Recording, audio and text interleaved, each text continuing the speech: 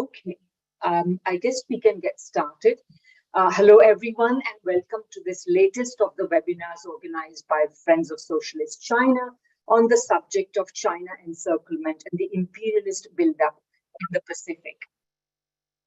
Sorry. Yeah. Friends of Socialist China, as you know, is a platform based on supporting the People's Republic of China and promoting understanding of Chinese socialism. My name is Radhika Desai, and I'm the convener of one of the co-sponsoring organizations, the International Manifesto Group. Other co-sponsors of this event include the following: Answer Coalition, Critical Theory Workshop, Geopolitical Economy Research Group, Goldsmiths Anti-Imperialist Society, Hamilton Coalition to Stop the War, Hampton Institute, International Action Center, Morning Star, Multipolarista, New Cold War, No du Dol, Peace, Bread and Land, Pivot to Peace, Popular Resistance, Chow Collective, the Canada Files, and Veterans for Peace. We're holding this event, as you probably are all very aware, at a time when it's becoming horrifyingly clear that the United States is set on a path of military escalation with China, which could include nuclear war. For all the attention it got, Nancy Pelosi's ill-advised visit to Taiwan was only a symptom of far deeper and wider U.S. aggression toward China that has been gathering momentum in recent years. Not only was Pelosi's visit followed by that of a bevy of other members of Congress, only weeks later, President Biden declared that the United States is ready to defend Taiwan in the case of a Chinese invasion.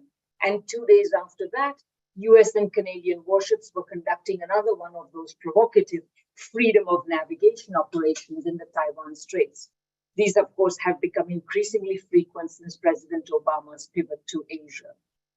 Indeed, though it may seem otherwise, with Biden's proxy war on Russia still raging, Biden's foreign policy is likely to be remembered even more for its slippery slope away from the One China policy.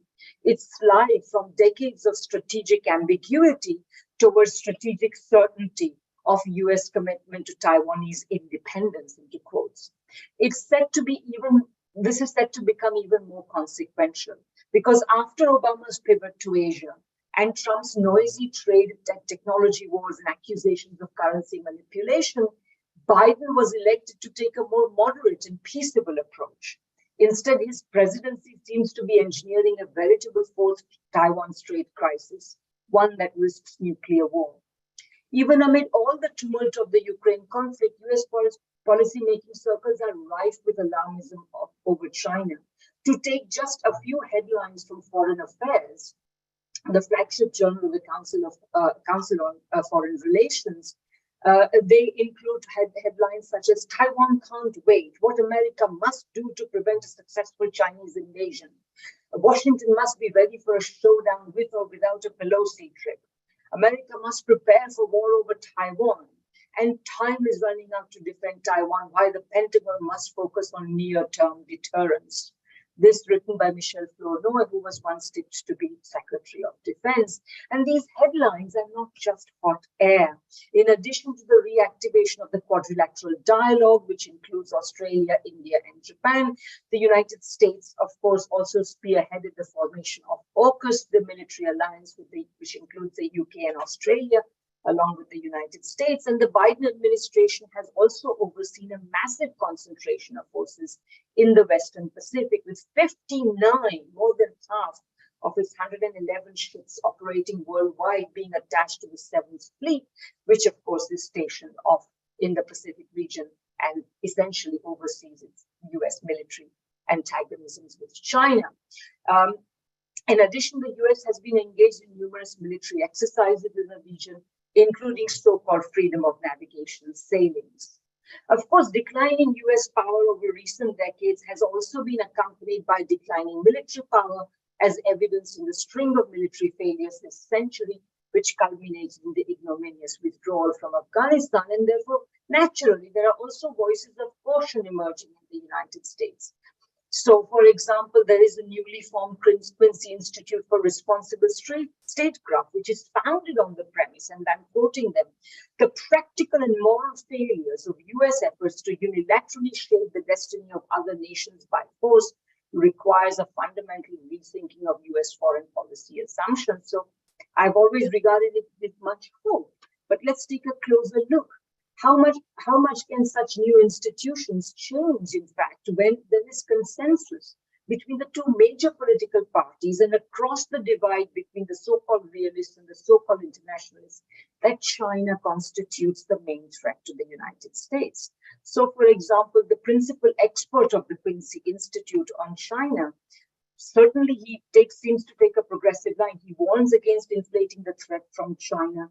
He recommends that the United States produce more balanced, fact-based assessments of China's capabilities and intentions, reject the inflated rhetoric, urges US policymakers to create a regional and global system centered on maximum level of positive sum interactions, including cooperation that on a whole range of issues, and a revitalization of the One China policy towards Taiwan. He recommends all these wonderful things, but at the end of the day, even he recommends that the ultimate goal of US policy should be a financially feasible, active force denial posture designed to deny China clear control over its maritime periphery. If denying China its sovereignty over its rightful waters is to be the goal of US policy, even in the eyes of such critics of US bellicosity, it seems that the US is unlikely to be shunted off the path of military aggression. So this is the context in which we have a wonderful array of speakers that are going to speak to us about what is involved and what is at stake and how they see it. There are about some 10 speakers, and I'm going to introduce them in turn. We will begin with Ken Hammond. And I should say, by the way, each of the speakers will speak for about 12 minutes. And we unfortunately won't have time for questions and answers, but please feel free to pose your questions either in the chat or in the question and answer session. And the panelists will probably keep an eye on it and perhaps answer them in their speeches or perhaps in writing. So let me introduce the first speaker. Ken Hammond is an organizer with Pivot to Peace and author of the book From Yao to Mao, 5,000 Years of Chinese History. So Ken, please start us off. Well, thank you, Radhika. That was a brilliant opening salvo there. I am a little, intimidated leading off, of course, but this is someone's got to go first, and I think in part it's perhaps good as a historian to lead with my comments, because what I want to do is to a very brief extent is place the contemporary relationship between the United States and China into a really a fairly long historical context. The United States has been engaged, if you will, with China since the birth of the Republic in the late 18th century. The United States began trading extensively with China in the 1790s, the famous clipper ships making their way over to Guangzhou. They became participants in the opium trade on a separate track from that of the British, but sourcing opium elsewhere and competing in that market and of course, making a lot of profits that fueled domestic fortunes back in the United States. In the wake of the Opium War in the late 1830s, early 1840s, after the British famously signed the Treaty of Nanjing in 1842, the United States was the second Western power to sign an unequal treaty with China, the Treaty of Wangsha 2 years later in 1844. And that puts them right into the opening phase of what becomes the treaty port system. That system remained in place for about a century, and that became the primary interface between the Western imperialist powers and at that point, of course, the Empire of China, the Qing dynasty, the last of the imperial dynasties in China. The United States in the 19th century was primarily occupied with its own, I suppose we could say, domestic imperialism and colonialism, the extensive conquest and expropriation of the lands of indigenous peoples across North America, but also was involved, especially as the century drew to a close, in projecting power out into the Pacific as well. Began acquiring small islands, stations for refueling and supplying some of its ships. It engaged in trade with Hawaii, for example, as well. And of course, in the 1860s, acquired Alaska from Russia. There's a long, long process that I don't want to go into all the details of building up American interests. But at the heart of that, the purpose for all of that was to facilitate trade with China. The markets of China were a huge attraction, of course, not just for the Americans, but for Western capitalism in general.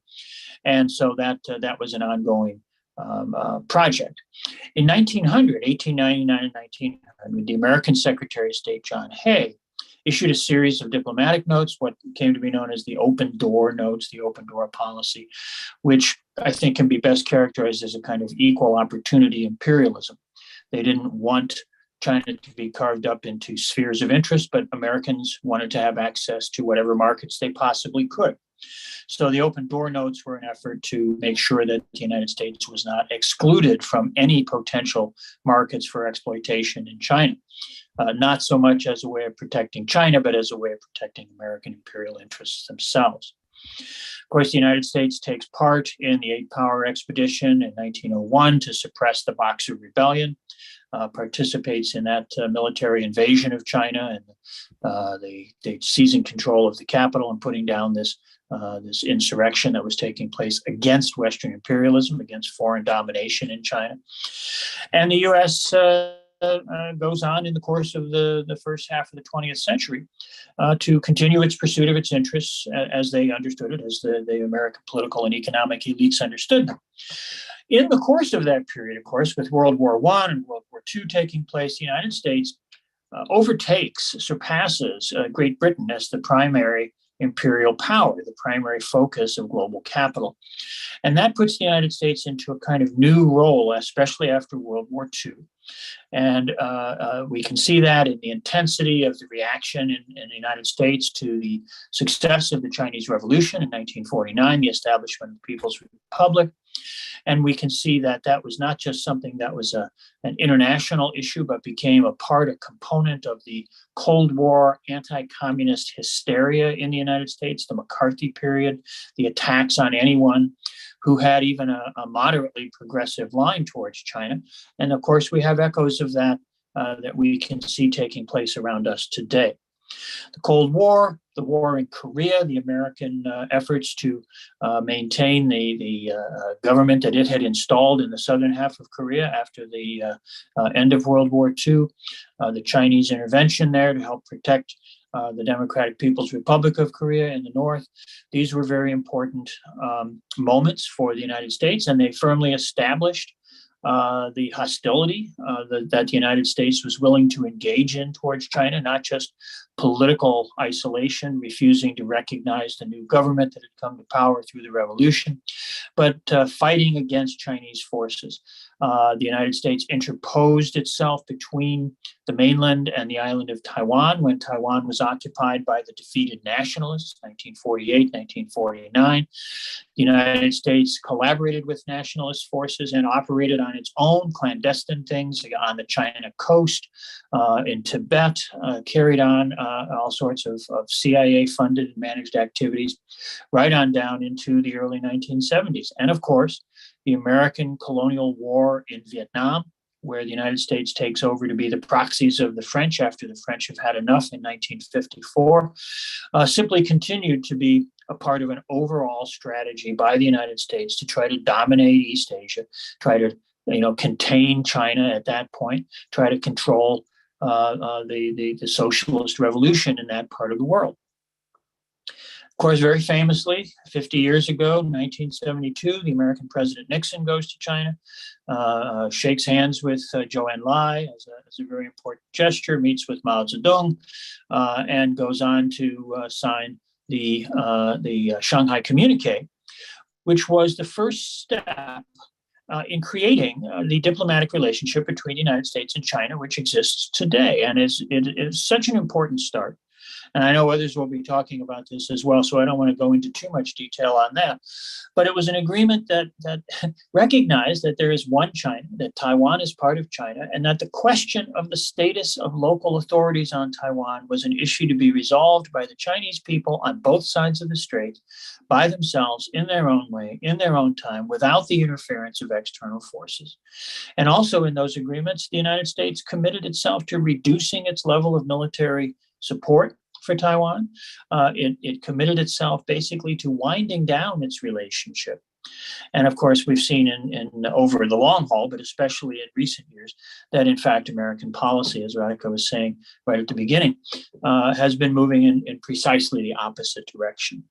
So in the 1970s, late 70s, parts of the 80s, there was a certain honeymoon period between the United States and China, when the United States felt that it had perhaps successfully brought China into its global network, that China was going to come along an acceptable path of evolution, that market reforms would mean political liberalization. And I think many American political leaders and others convinced themselves that there would be some sort of color revolution eventually, or some sort of political transformation in China, which would lead to China being incorporated effectively within the global capital system and subordinated to American domination of that system. That, of course, has not happened. It took a while. The United States kept pursuing its interests. China took a low profile. Deng Xiaoping famously urged the leadership to bide their time and build their capabilities. But as that process went forward, and as China became more and more successful, and as the leadership of the Communist Party demonstrated its capabilities, demonstrated its commitment to a socialist future and the enhancement of the livelihoods of the Chinese people, eventually American leaders, American political elites began to shift their thinking. And we see, and I'll close with this, that in 2011, the United States, under President Obama, announces the so-called pivot to Asia. Secretary of State Clinton, publishes her article calling for a new American Pacific century, and we get a complete reorientation of American policy. The next year, of course, Xi Jinping and Li Keqiao are elected as the new leaders of China, and they are at a point where they no longer feel the need to be a little deferential, to be more even appearing to subordinate China's interests to those of the United States and global capital.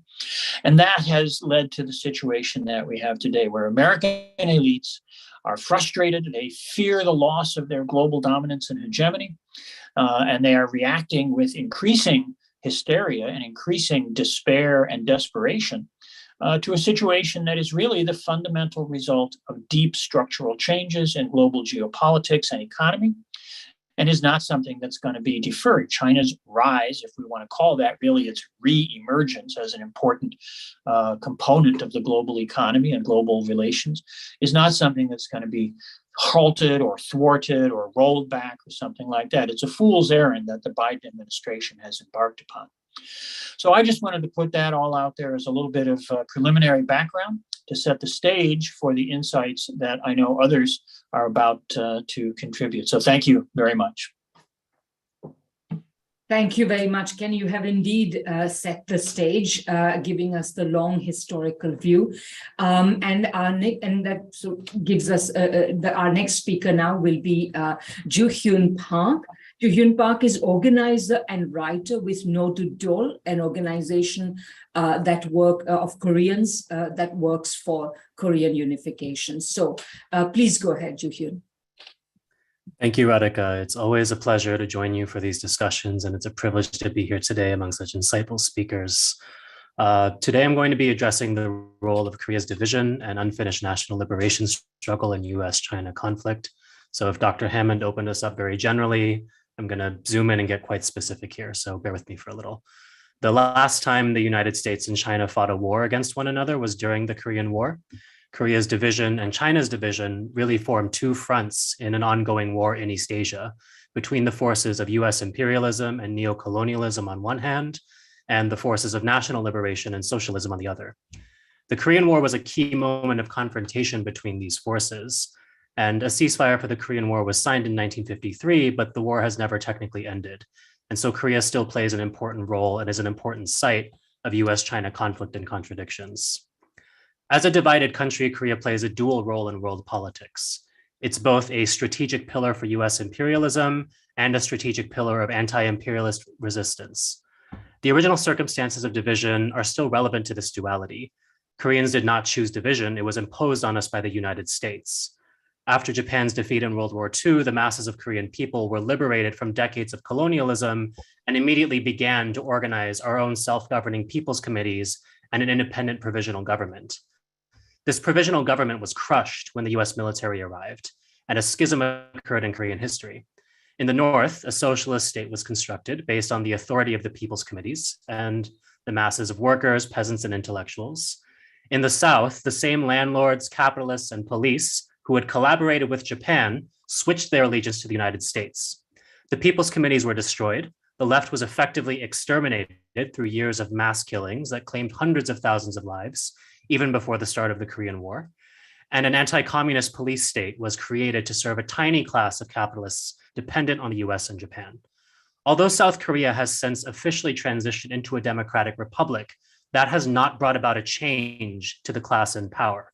And so it remains a neo-colonial state beholden to US monopoly capital and the US military. Since first coming to occupy Korea in 1945, the US military has never fully withdrawn. Today, around 30,000 US troops remain in South Korea, and US war planners even consider South Korea as their so-called forward line of defense. The largest US military base outside of North America is in South Korea, along with two major airfields along its west coast facing China, just coincidentally. The United States' justification for this presence always has to do with containing North Korea, but because of China's proximity, all of these assets ultimately figure into the encirclement of China as well, not to mention Russia. Just yesterday, a US nuclear aircraft carrier, the USS Ronald Reagan, docked in the port of Busan for an unannounced joint drill with the South Korean Navy.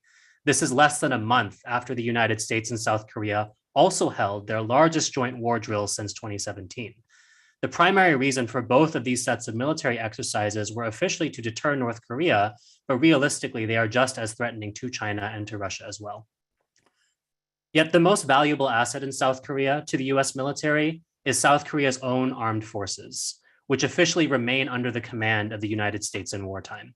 What this effectively means is that the US has a massive reserve army of non-citizen, semi-colonial soldiers in Korea.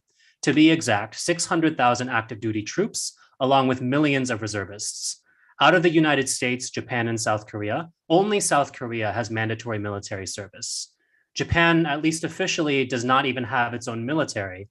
And so out of these three countries, the greatest burden of defense actually falls on South Korea, which even has to foot the bill for the US's military logistics and environmental cleanup. There is a very strong resemblance here to Korea's role under Japanese colonialism.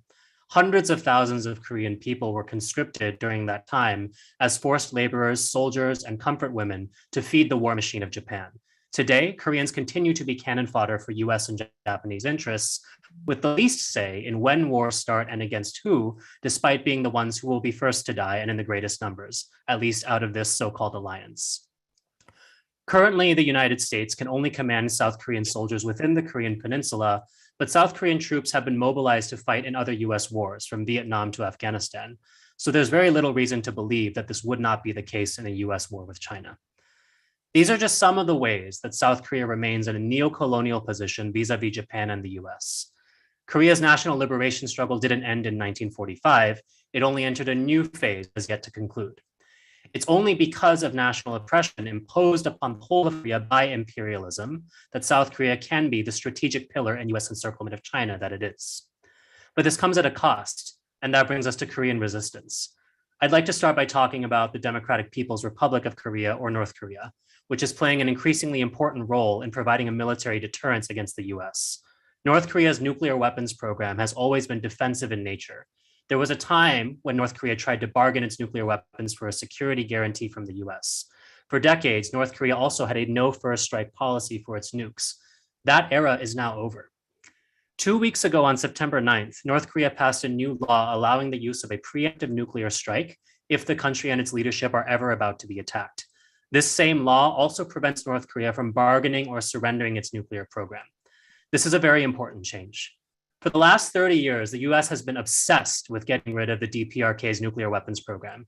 And for 30 years, North Korea was open to the discussion so long as the US was willing to offer something concrete in return: a peace treaty, a permanent end to joint military exercises with South Korea, an end to sanctions. But the US refused, and in fact, they did the opposite. They escalated the sanctions. They escalated the military exercises over time. Now, North Korea has had enough. They're taking denuclearization off the table to signal that from now on, if the US wants to talk, it will have to offer something concrete. And to show they're serious, they're embracing the ability to use a preemptive strike. I think there are three very important causes for this shift. Firstly, South Korean President Yoon Suk-yeol has spent the last several months championing the so-called kill chain doctrine, which is a military plan that allows South Korea to launch a preemptive strike on North Korea. So you can say this is a bit of a tit for tat situation, but there are also other factors.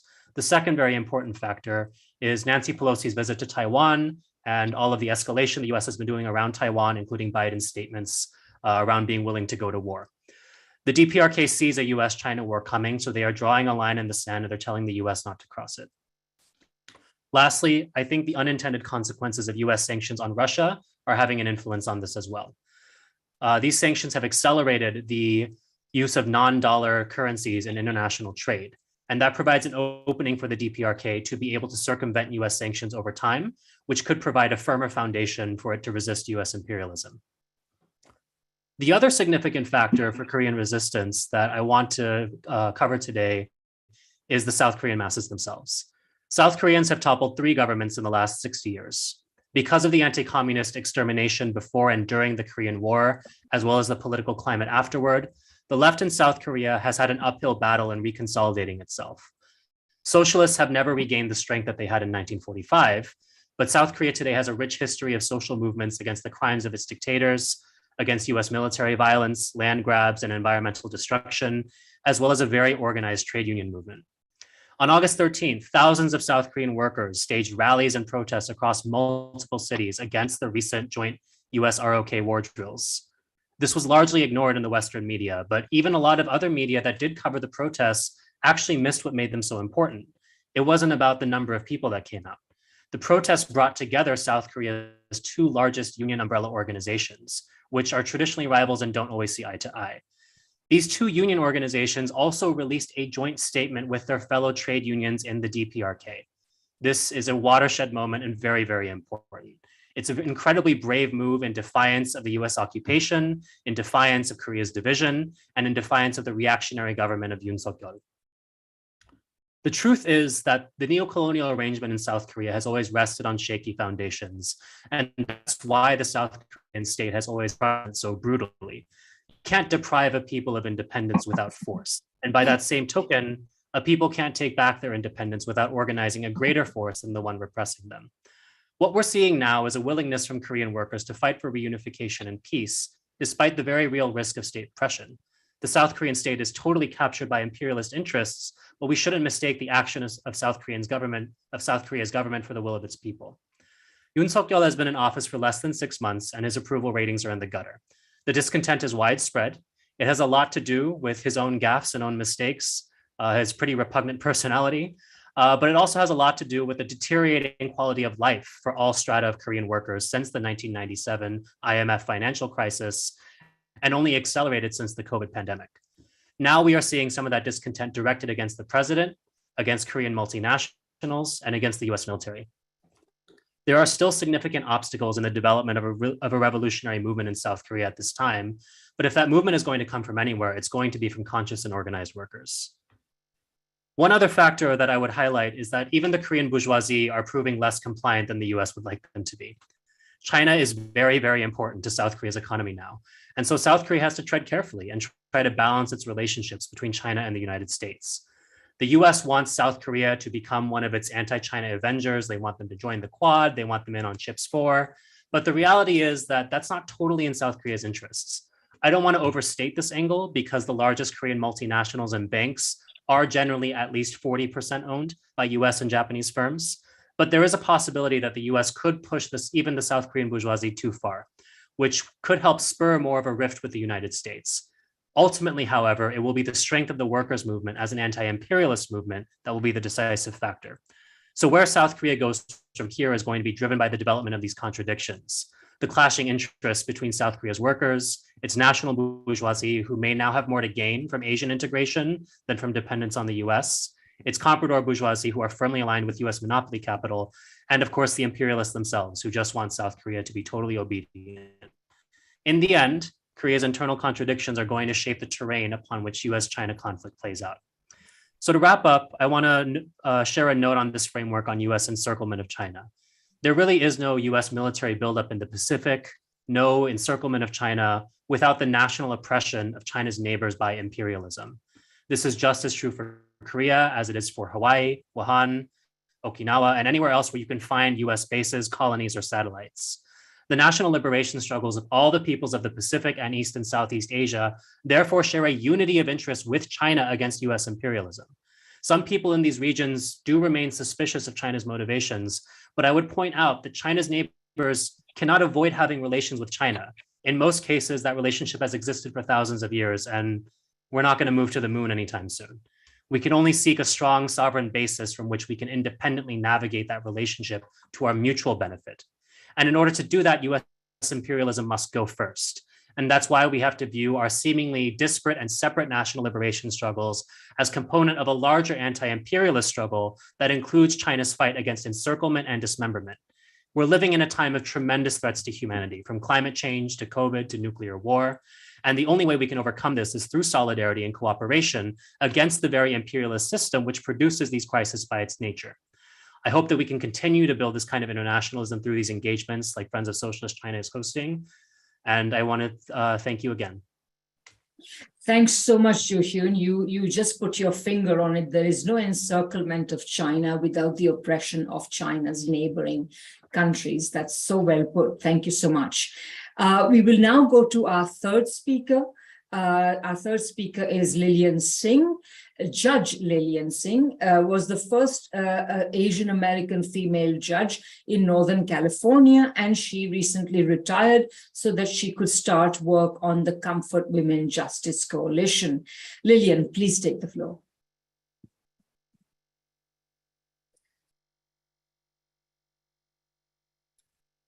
You're muted, Lillian. Okay, thank you. Thank you so much for having me. It's really a pleasure to be on this panel and to learn so much from legal scholars on these important issues. I will be speaking on a personal note as to what it's like to be an Asian American in the United States in this hostile climate between the United States and China. Let me tell you a little bit about myself. I was born in Shanghai and I came to the United States for high school. My father was a capitalist.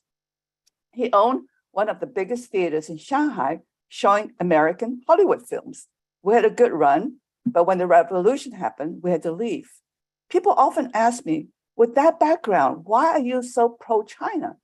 I respond, I am pro-China because I love my adopted country, United States, or rather the promise of what United States could be. On the surface, America has been very good to me. It gave me the opportunity, like you said, to be the first Asian American female judge in Northern California. I am the poster child for the model minority myth. Unfortunately, for every Judge Lillian Sing, there are 100 Chinese Americans who have lived in the shadows, done only menial manual work, who have never reached their potentials and lived out their lives in suffering and eating bitter. To many, Meiguo, beautiful America, is not the land it promises to be, especially today. When the coronavirus broke and President Trump blamed the coronavirus on China, people like Senator John Cornyn of Texas said things like the coronavirus outbreak was due to a culture where people ate bats, rats, snakes, dogs, and things like that. He made it sound like China was a backward state living in the dark ages, and the Chinese were an uncivilized people. He insulted over 1.4 billion people in China and other Chinese and Americans in the United States. Conspiracy theory blames China for the coronavirus deaths, joblessness, the economy, high gas prices, and everything bad, everything wrong, everything unjust in the United States. But why? The more anti-China the United States became, the more I felt compelled to speak up about the danger of US-China conflict and the importance of promoting US-China relationship. And this is why, like you said, I retired actually last week from the judiciary fully to be able to speak on this panel, because as a judge, I would not be able to do so. I personally know what it was like for Chinese Americans living in America when America and China were considered enemies. Before I became a judge, I represented many Chinese Americans who were victims of the McCarthy era. During the McCarthy era, thousands of Chinese Americans were targeted as potential spies simply because they had relatives and ties to China. Many were arrested and jailed without due process. Some were targeted for deportation without a right of representation or hearing. Many committed suicide.美国, the beautiful country, became a land of torture and hell. I don't want the same thing to happen in the United States again. Unfortunately, this is exactly what is happening in the United States today. United States instituted a China initiative policy under the Trump administration and continued in the Biden administration. This China initiative policy targeted Chinese Americans in the scientific and academic communities as being potential spies because of their ties and led to false accusations. Like the McCarthy era, it is based on racial profiling and guilt by association. The prosecution of scientists like Professor Franklin Tao and Amin Hu, and I won't go into that because I don't have the time for it, and I urge the listeners and viewers to check them out, has contributing to worsening of US-China tensions. And contemporaneous with these prosecutions, we saw a 71% increase in incidents of violence against Asian Americans from 2019 to 2020. Let me be clear here. You cannot exercise a policy of wholesale hate mongering and threats inflation against China and Chinese and encourage and reward officials for these acts without some of the hatred trickling down into random attacks against Asian Americans. Proof of this is seen in California. 2 months ago, Attorney General of California, Rob Bonta, released a recent hate crime report. It showed that overall hate crime events increased by 32.6%, but anti-Asian bias increased by 177.5% in 2020 to 2021. Asian hate crimes are on the rise. It is an epidemic of hatred fed and reinforced from the top.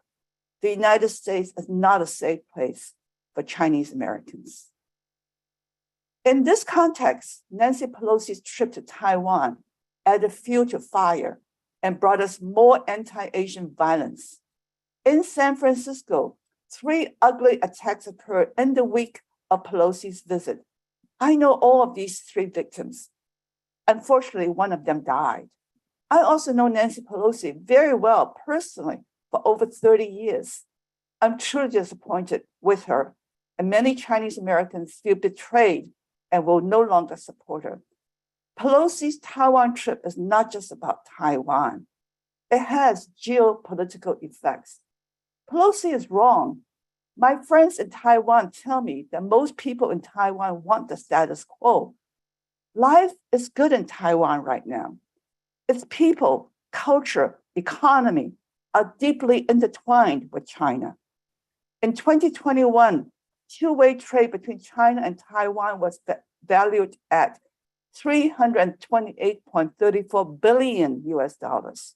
Chinese customs data show that Taiwan exported $188.91 billion US worth of goods and services to China and Hong Kong in 2021, whereas US Taiwan trade was only $65.7 billion US.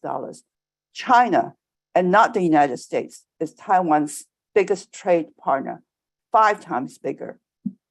We Chinese people are very practical. It is all about doing business for mutual benefit.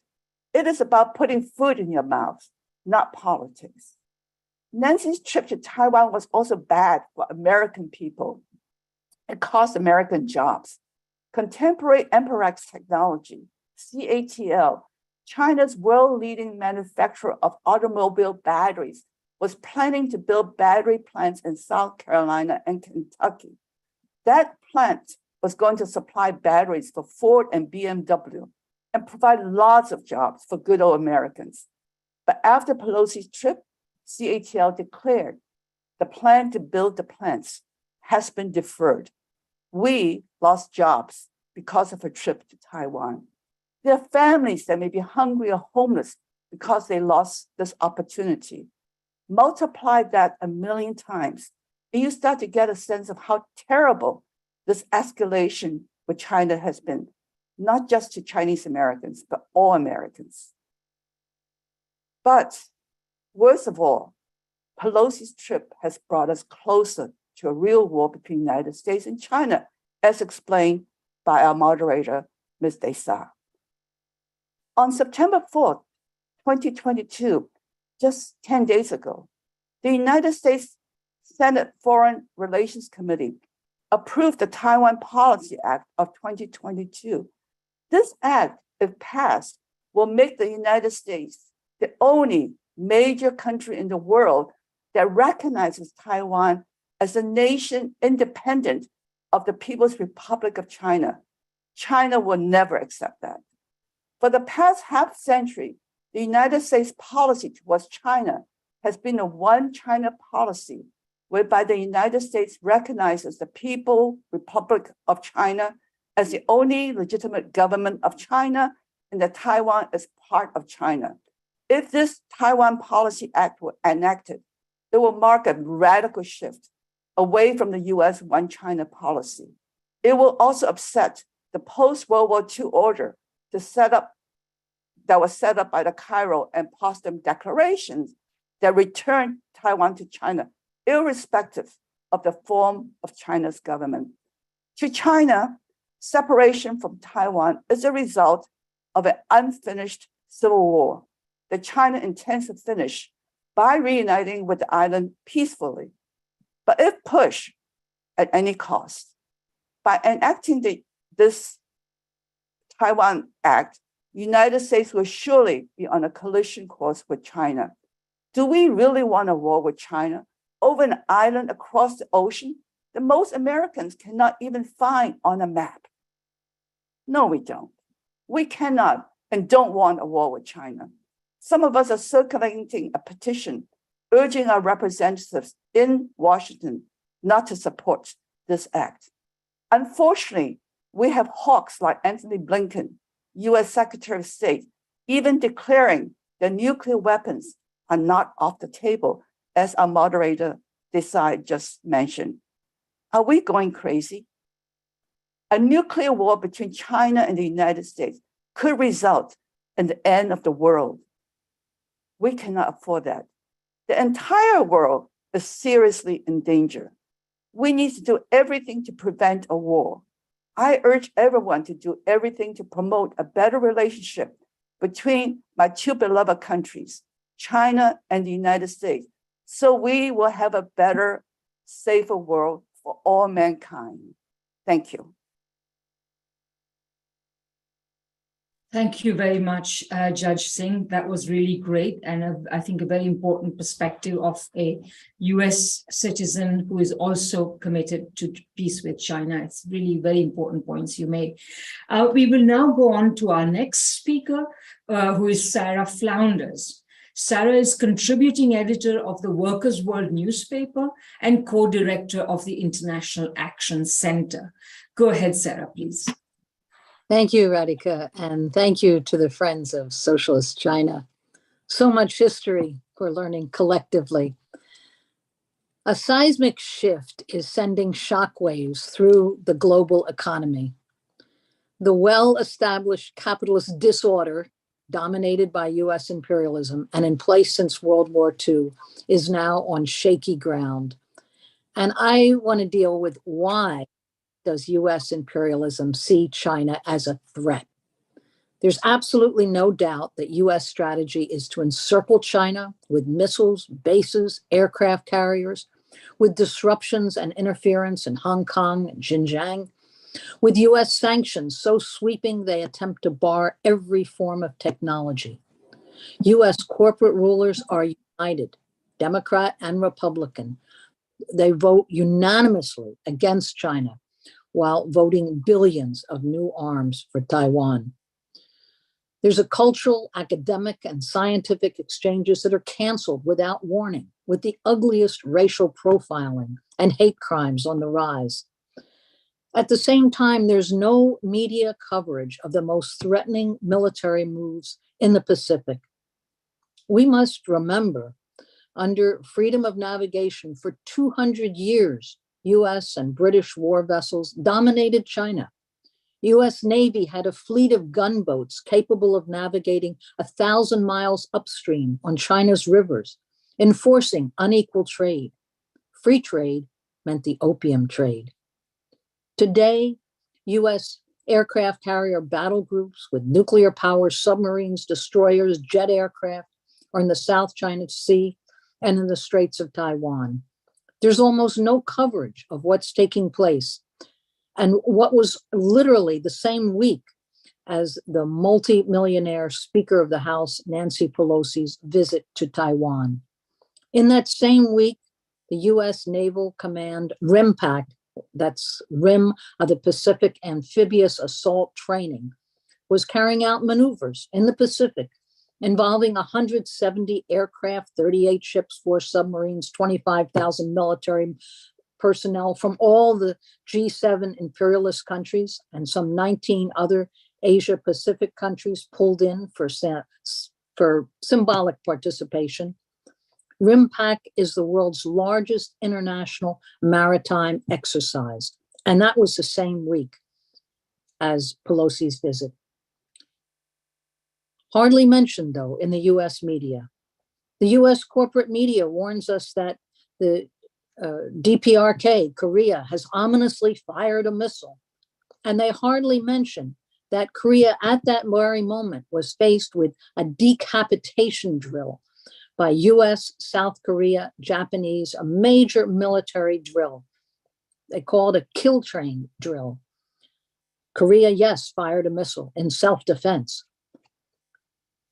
Now, what is China doing that is so threatening to US imperialism, to US domination? Actually, China's doing a few threatening things. China's refusal to go along with sanctions, especially on Russia, is a game changer globally. Other nations can now stand up because they have an alternative. What a surprise that the entire global South stood up, not just 3 or 4 brave resisting countries. To the shock of US war strategists, no country in Africa, Latin America, the Caribbean, and most of Asia accepted the US, EU, UK sanctions. That's incredible. The BRICS and the Shanghai Cooperation Organization confirm that there are new possibilities. The open defiance of so many countries and major trading blocs is a stunning confirmation of weakening hold of US economic power. China's productive capacity, its economic growth, is a very real threat to the US. Capitalism is all about markets. Capitalism must expand. The US and the Western Bloc are no longer the main producer or the main lender. That's a blow. US global hegemony is threatened. The clash is larger than just gas pipelines. The US economy is focused on military production. It's the largest exporter of weapon systems. But US imperialism is unable to match China's Belt and Road development plans. More than 138 countries have signed on for new ports, railroads, industrial hubs, and low-interest loans. China's Belt and Road development loans are far more attractive than US weapons systems and the harsh austerity plans that are attached to the IMF and World Bank loans. Both the IMF and the World Bank exert enormous leverage through structural adjustment policies. The real goal is to force developing countries to privatize their national assets, but they're forced to cut spending on education and healthcare and food. China's Belt and Road is an enormous threat to this global domination. Developing nations now have options. That's a threat. US finance capitalists are alarmed. Imperialism is threatened that China's huge global infrastructure projects could challenge the US-led global world order, that rules-based order, which means the US makes the rules. The plan projects a network of trade routes, rail lines, ports, highways, pipelines, telecommunication facilities, energy centers, linking countries on 4 continents. It includes financing to promote urban planning, potable water, sanitation, food development. 2/3 of the member countries of the European Union had signed on as formal members of China's Belt and Road development projects. Port cities in Greece and Italy, Portugal, Hungary are being rebuilt. New energy projects are underway. Europe's trade with China and its trade with Russia had exceeded its trade with the United States. That's threatening. US organized and instigated the war in Ukraine as an all-out effort to break this growing economic integration. Now, will sanctions succeed in restoring the position of US imperialism? That's clearly the calculation, the question. The center of the global economy has shifted, and that challenges this US-led world order. It's the end of the American century. In the struggle to maintain its dominant position, US imperialism has only one tool against this rapidly developing, sharply competing economic relations, and that's war, both military war and the economic war of sanctions. China is threatening the US domination also culturally, politically. It's making enormous contributions. China has overtaken the US in life expectancy, as has small Cuba, just 90 miles from the US. That tells us something really fundamental about socialist planning. China leads in climate change and on renewables, from fully electric buses to solar panels to vast reforestation. And most important, historic, it has ended absolute poverty and hunger in China. It's a huge accomplishment. They're engaged in the biggest rollout of healthcare, pensions, and other social programs in history. And again, it's in sharp contrast to the social disasters we're facing in the US today. The stock market crashed in the US all this week, and financial planners can't seem to rein in inflation. There's the largest number of strikes and job actions and union organizing in decades. So we have an emerging situation where socialism is an attractive alternative, even for substantial sections of working people in the imperialist heartlands. With the all-round deepening economic crisis, that's something that the ruling class in the US, in Europe, must seek to derail at all costs, and hence the US drive to war. So finally, I want to add, just as a note, I'm an editor of an anthology that involves the writings of several of today's speakers who are part of this program, called Capitalism on a Ventilator: The Impact of COVID-19 in China and the US. And the book was actually banned and blocked in all kinds of ways in the US, but it was translated and published in China and had an entirely different response. So many reviews, discussions, debates, programs. Why? Because China has every reason to be proud of its efforts to contain COVID and share not only vaccines globally, but the testing, the technology, the patents, the raw materials, for making vaccines with developing countries. The US for-profit healthcare system is incapable of matching this. So instead, there's wild myths of China's determined effort to control the disease. We're producing this month a new book from the Sanctions Kill campaign called Sanctions, a Wrecking Ball in a Global Economy. And it's going to deal with this enormous change that's shaking the very ground we walk on. So in closing, I'll say that the US ruling class, the US Congress, US corporate media are at this time unanimously in support of an economic war and even a military confrontation, regardless of how destructive they may be to human life, as long as this could break open new markets and destroy their rivals. That's their calculation. It's frightening. US corporate power sees all other economic development as a threat to its global domination. Its aim is to protect at all costs this irrational capitalist system. The Democrats quickly dropped Build Back Better promises, COVID health packages, student loan cancellation, in order to saturate Ukraine with weapons and fund a reckless naval expansion in the Pacific, pump billions of arms to Taiwan. Working people in both the US and Europe will pay the price. And our movement in the US has a special, indispensable role to play, a special responsibility. Defending China is defending our class internationally. Our responsibility is to stand up to this war and to organize workers here to resist the heavy attacks of a contracting capitalist system that seeks to maximize profit in order to survive. So thank you, and I'm so glad to be part of this discussion. Thank you very much, Sarah, for that very wide-ranging account of the failures of the United States, the failures of capitalism, and the successes of socialism in China. Our next speaker is Dr. Li Peng. Dr. Li is Dean of Graduate Studies of the Institute of Taiwan Studies at Xiamen University in China. And since it's a little bit late for him, he has sent a recording, and Carlos will just show. We will play the recording now.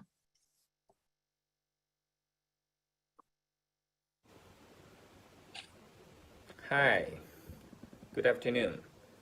My name is Li Peng, professor and director of the Graduate Institute for Taiwan Studies of Xiamen University.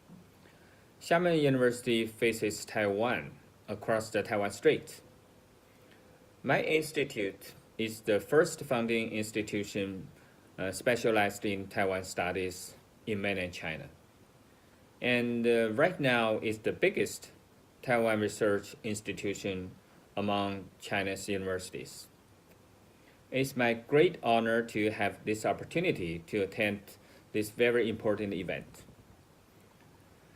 Today I'm going to talk about the US interference in Taiwan question and mainland China's policy toward peaceful reunification in the new era. We all know that Taiwan is a part of China. This is an indisputable fact. And the Taiwan question is China's internal affairs. But from the beginning of the Taiwan question, since late of 1940s, the United States has been trying to interfere in the settlement of this issue. The current example is on August the 2nd, Speaker of the U.S. House of Representatives, Nancy Pelosi, paid an official visit to Taiwan, which violated the 3 U.S.-China joint communiques and challenged the One China principle. Nancy Pelosi's visit to Taiwan led to a new round of crisis in the Taiwan Straits. You all saw that in order to safeguard the national sovereignty and territorial integrity, the Chinese government had to take very strong political, military, diplomatic, and economic countermeasures. On August 10th, the Chinese government released a new white paper named The Taiwan Question and China's Reunification in the New Era. In my opinion, the release of the white paper itself has nothing to do with Pelosi's visit to Taiwan, but the timing of the release is related to the current events and the current situation. We all know that in the year of 1993 and in the year of 2000, the Chinese government released two white papers. One was the Taiwan Question and Reunification of China in August 1993, and the other was the One China Principle and the Taiwan Issue in February 2000. Now, 22 years passed. The international situation, the cross-strait relations, and Taiwan's domestic situation has undergone great changes.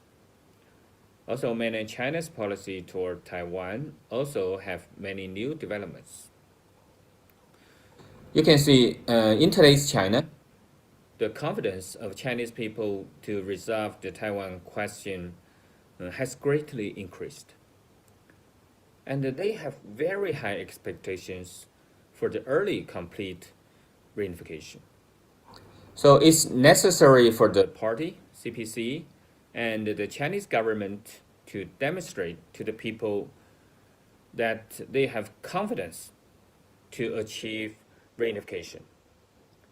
They have to demonstrate to the people the firm determination to oppose any Taiwan independence motivations and any foreign interference. Also, with the changes in the island, in Taiwan, we need to articulate the bright future after peaceful reunification to the people in Taiwan, to the Taiwanese people, and tell them the extreme danger of Taiwan independence separatist activities taken by DPP authorities and supported by some forces in the United States.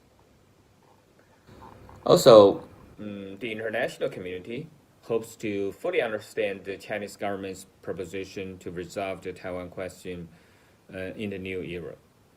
These are the main considerations for the Chinese government to release the new white paper at this time. So in the white paper, the Chinese government reiterated that achieving reunification by peaceful means is the first choice, and the use of force would be the last resort, taken only under compelling circumstances. So the formulation of first choice and the last resort means that China still sticks to the principle of peaceful reunification. China wants to try our best to maintain peace and stability across the Taiwan Strait. But now the problem is the collusion between Taiwan independent separatist forces, such as DPP authorities, and the external forces, especially the United States, has become the biggest threat to the peace and stability across the Taiwan Strait. The external forces, especially the United States, are trying to play the so-called Taiwan card to undermine China's development, to obstruct the reunification and the rejuvenation courses of China. The United States government, including Biden administration, have stated many times that they do not support Taiwan independence, and they remain committed to the One China policy, but their actions contradict their words. We can see they incite separatist forces in Taiwan to create tension and turmoil in the cross-strait relations. They send high-ranking government officials and encourage Congress members to visit Taiwan frequently. They sell advanced weapons to Taiwan almost every year. They often support Taiwan to join the international organizations requires the sovereign state status, etc. So the white paper warns that, quote, we will not renounce the use force, and we reserve the option of taking all necessary measures. So that's because China have to prepare for the worst. China will never tolerate any provocative activities across the red line, no matter taken by Taiwan independent forces, by Taiwan authorities, or by foreign interference forces, such as the United States government. So I believe Taiwan authorities are trying to rely on external forces will achieve nothing for Taiwan's separatists. Taiwan will never be independent. Also, the United States are trying to use Taiwan to contain China's rise or China's development is doomed to fail. So this is what I want to share with you tonight. Thank you very much. Thank you for your patience. Thank you very much. Well, we thank Professor Lee for his very enlightening presentation. Then again, he concludes with a similar conclusion that I think Ken also concluded with, which is that the US attempt to stall the rise of China will not succeed. And I think it's as much because China has historically been a big part of the world economy, but also because clearly now socialism is proving to be far more productive and successful than capitalism. Okay, our next speaker is a representative of the Chao Collective. The Chao Collective is a grassroots media collective of diaspora Chinese writers, artists, and researchers, and representing them today is Charles Xu. Charles, please go ahead. Thank you, Radhika, and thank you to all of my fellow panelists. I'm going to start sharing my screen.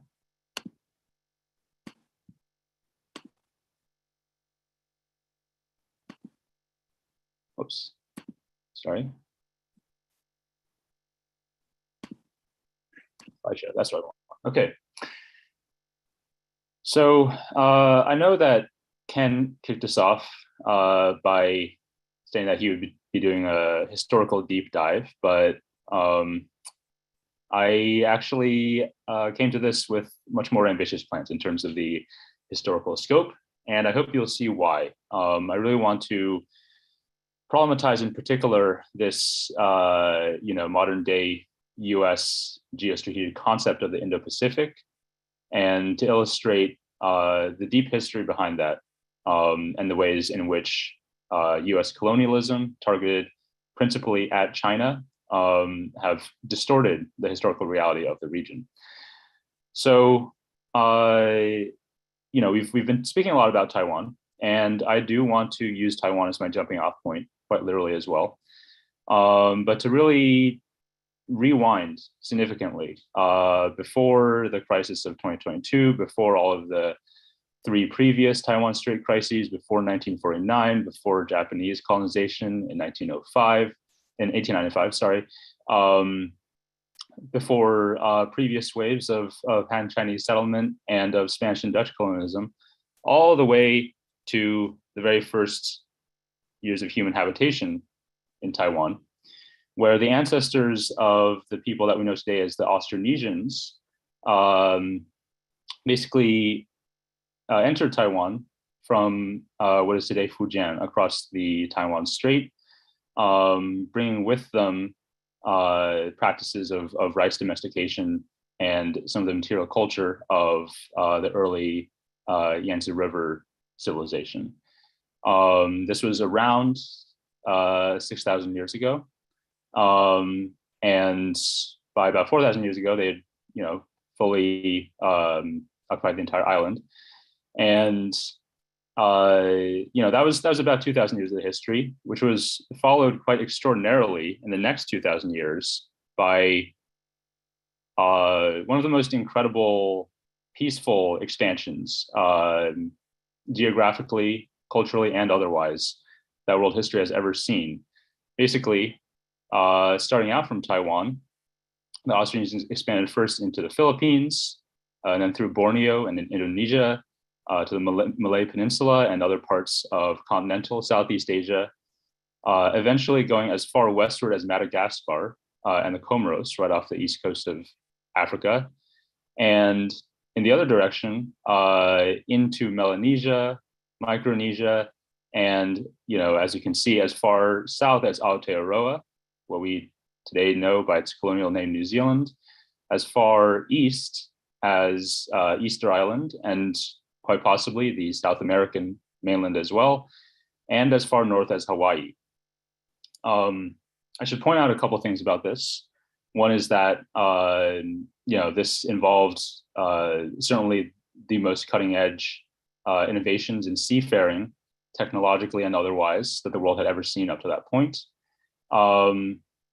It was also an overwhelmingly peaceful expansion, because in many of these areas, particularly in Madagascar and in large parts of Southeast Asia, the Austronesians were expanding into lands that were already inhabited by predominantly Austroasiatic peoples. But all the available evidence shows that there was no racial or ethnic hierarchy that they imposed, that they assimilated and mixed very peacefully with the existing populations.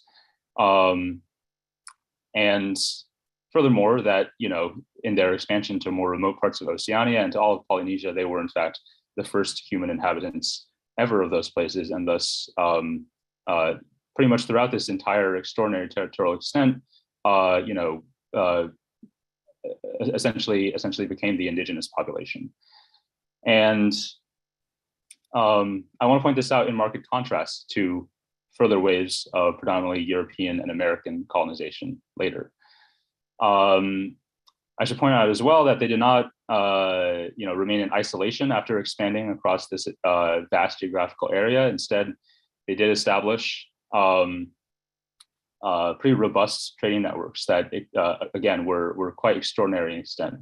This is one example in the South Pacific that shows the expansion of cultivation of the sweet potato, starting out in South America, where the Polynesians made contact, going as far from there as Hawaii, Easter Island, and Aotearoa / New Zealand, in a trade network that lasted for centuries. And then, sort of more relevant to what we're discussing today, is the polycentric trade network that they established in Southeast Asia and extending through the Indian Ocean all the way to Madagascar as well. Again, this had no particular dominant hegemonic center. I use the word polycentric very, very intentionally here, because it was a whole variety of independent and yet closely linked Austronesian polities that operated this network. And it articulated on a very sort of even-handed and equitable basis with trade with various Chinese dynasties, principally the Tang, Song, and Ming dynasties, and with various historical kingdoms throughout Southeast Asia and India as well. It was very integrated into this whole regional trade apparatus, and in fact became what we now know as the Maritime Silk Road. I should point out that contrary to, I think, a lot of popular understanding, this was not a trade network that was essentially imposed on the region by China in all the various dynastic forms that it took. It was a pre-existing network created by the Austronesians, which incorporated China and all these other polities in the region, and facilitated a truly incredible, spread of religious, cultural, and material influences. And probably the most famous historical Chinese intervention into this trade network was the voyages of Zheng He, the famous Hui Muslim navigator in the early Ming Dynasty. But the nature of these voyages was again very different in character from the later waves of European colonialism, in that the intention was never to establish any kind of territorial, control over any of the trading partners that were visited throughout Southeast Asia, Indonesia, the Indian subcontinent, and going as far as the Arabian Peninsula and the east coast of Africa. There was an intention of establishing tributary relationships, but these did not impinge in any way on the sovereignty and on the domestic or the foreign politics of these partner states, and it did not limit their trade with each other as well, right? So this was a very different and non-hegemonic approach compared to what we observed later. So I am actually going to just skip over the complexities of European colonization of the area directly to the later waves of American and Japanese subjugation of much of the region. Essentially, by the end of the 19th century, the US, in a direct continuation of its extraordinarily violent and genocidal practice of manifest destiny, namely its westward continental expansion through the indigenous lands of North America, basically, extended that sort of direct territorial control all the way across the Pacific through a variety of mechanisms. Some of these islands, the more obscure ones that you see here, marked in red, were indeed uninhabited, but the ones that were of greatest strategic importance to the United States very much were not. They predominantly, had been, in the cases of certainly Guam and the Philippines, under previous waves of Spanish colonization, but they all had predominantly indigenous populations of Austronesian descent, most notably Hawaii and Samoa, where the United States intervened quite forcefully and violently to subvert their internal politics when they were independent kingdoms, and eventually illegally annexed both of them. And then, of course, the Philippines and Guam, it acquired violently from Spain in the Spanish-American War, and in the case of the Philippines in particular, proceeded almost immediately to slaughter almost 300,000 Filipinos in putting down their own war of independence. So, the upshot here is that the United States' mode of expansion in this region could not have presented a greater contrast with that of the original Austronesians. And the U.S. also imposed a very different conceptual geography in terms of trade, right? You can see how different this looks from the examples that I showed earlier of Polynesian trade networks in this region. Basically, because the importance now of places like Hawaii and Samoa is strategically in this world-spanning hegemonic trade system, whose principal aim is in fact to link all of these territories up with the great trading entrepôts in China, principally Shanghai and Hong Kong and Guangzhou, and thereby facilitate the neo-colonial exploitation of China in this period as essentially way stations for this hyper extractive trade in commodities derived from China, which led the U.S. together with other imperialist powers in Europe, as well as laterally Japan, to keep China in a state of imposed underdevelopment.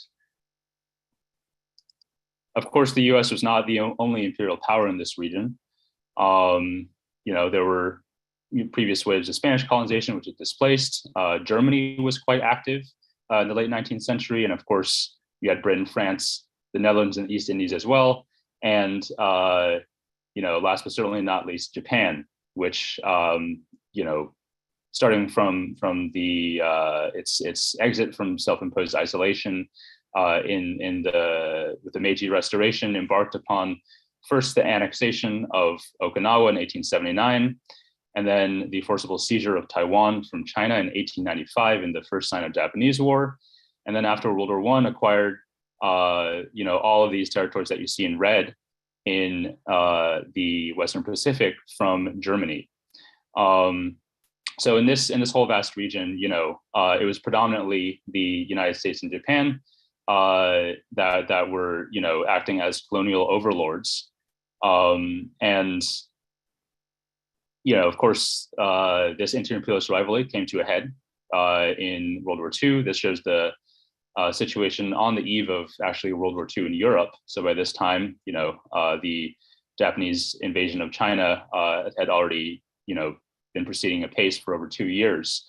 But of course, the outcome of World War II was that essentially all of these territories in red here were seized by the United States. Some of them, like the Bonin and Volcanic Islands, eventually returned to Japan in the late 60s.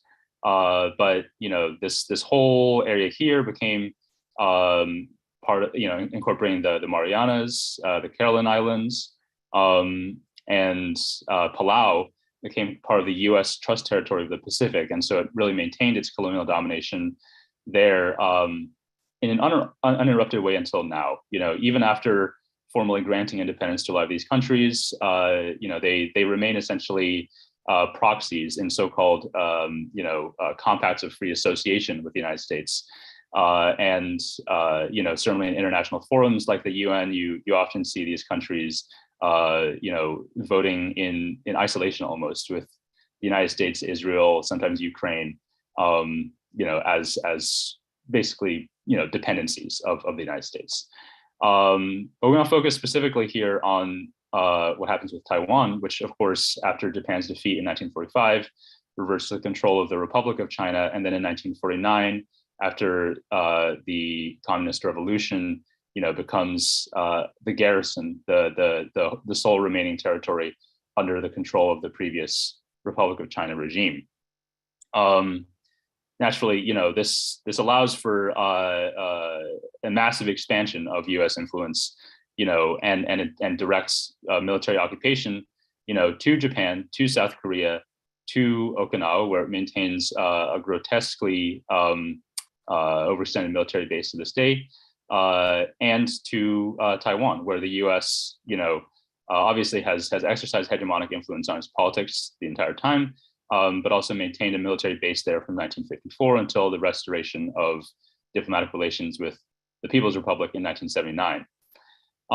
So what this allowed for was, in military terms, the U.S. again completely reconfigured the conceptual geography of the region, with Secretary of State Dean Acheson's proposal in 1951 of the so-called island chain strategy, which was explicitly posed as a geographical scheme for the containment of China and the Soviet Union. And you can see here the first and second island chains, which basically extend the first one extending south from Japan, incorporating arguably South Korea as well, though not an island, through Okinawa, through Taiwan, and the Philippines as well, where until the early 90s, the US actually had its largest overseas military installations. And then prior to the US defeat in Vietnam, also extending, through the South China Sea as well. And so that was the first island chain. And as you can see, Taiwan is very much the anchor of that, right? There is not for no reason that, US military authorities refer to it as an unsinkable aircraft carrier and a dagger pointing straight, to the Chinese mainland. The second island chain, is also pulled together here by the impact of US colonialism. As you can see, it includes Guam, where to this day, the people are suffering under the yoke of direct US military occupation, but also all these other polities that I mentioned, like the Northern Mariana Islands, various states of Micronesia and Palau, which are under various states of semi-sovereignty, but in practice, like complete dependence on the United States. There's also a third island chain, which extends from the Aleutians through Hawaii and Samoa, again, a colonial construct. But if that's not enough, let's see, what does CSIS stand for again? The Center for Strategic and International Studies, which has within it a working, it's a US military think tank basically, and it has within it a working group called the Asia Maritime Transparency Initiative, which has proposed that, if these three island chains to basically hem in China militarily in the Pacific are not enough, China also has to be contained in the Indian Ocean. So they have proposed a fourth and fifth island chain, where again, in this particular graphic, there's a very notable false equivalency being drawn between the commercial ports that China has incorporated into the Belt and Road Initiative in Hambantota and Gwadar, which have never been proposed to have any sort of military use, by the PLA Navy, with territories like, for example, Diego Garcia, where the United Kingdom forcibly and genocidally expelled the entire indigenous Chagosian population to make way for a US military base, right? Clearly, these situations are not comparable, but essentially the US military strategists, as they do, can only see a military threat in Chinese commercial cooperation with Sri Lanka and Pakistan, and therefore see here the rudiments now of fourth and fifth island chains that will basically continue the encirclement of China. Now, there's a very interesting phenomenon where the U.S. and its allies like to project the island chain strategy that they themselves have imposed on the region in this colonial logic on China itself, right? So you see here a version of that previous graphic where suddenly this is about China's grand plans and where quote, Beijing believes its boundaries of military influence should be, even though, you can see all of these lines are precisely those drawn by US military strategists. These sites in red are the locations of US military installations. And so, this rhetorical shift is quite dramatic. And, it extends as well to even trying to infer a logic to Chinese commercial activity in the region through what the U.S. calls the string of pearls strategy. This is an imagined Chinese military strategy that was actually cooked up by Booz Allen Hamilton, the U.S. military contractor, in 2004, which basically imagines that all of these ports that were developed with Chinese aid along this route that you can see here constitute a so-called string of pearls that is there essentially to extend Chinese influence into the Indian Ocean, to provide essentially like naval refueling installations. And in the case of India, this is where the paranoid logic of US military strategy has really been taken up by right-wing and nationalist elements of the Indian military establishment as an overt attempt supposedly on China's part to encircle India. And this has really gone to absurd lengths where those same sectors propose to counter this imagined string of pearls strategy, which China has always rejected as a malicious US fabrication. They propose to counter it with an even more ambitious counter-encirclement called the Necklace of Diamonds, which India imagines to, or rather the BJP government India imagines to extend through Oman, Iran, Mongolia, Japan, all the way around Vietnam. Obviously a very tenuous link drawn here, but you can see as well where it converges with US plans in terms of the Quad, right, which incorporates Japan, India, and Australia. And so, what is the actual logic governing China's activities in what the US calls the Indo-Pacific region? It is. Sorry, Charles, just a reminder, hopefully you'll wrap up soon. Yes. Yeah. This is second to last slide. Yeah. It truly is a continuation of the, sort of really polycentric, non-hegemonic commercial activity that really defined China's relations with the Indo-Pacific in the dynastic period. You can see this in the explicit invocation of the new maritime Silk Road. You can see it in China's diplomatic activity in the South Pacific, right, where virtually all of these locations that were visited, whether in person or virtually by Wang Yi earlier this year, were former or current dependencies and colonial possessions of the U.S. or the U.K. And where China has never had any sort of territorial ambitions and never stated them. And so to sort of wrap things up, the U.S. loves to talk about the idea of a free and open Indo-Pacific, but if there's one takeaway that I want to impart today, it's that a free and open Indo-Pacific did exist, as a result of the original wave of Austronesian expansion.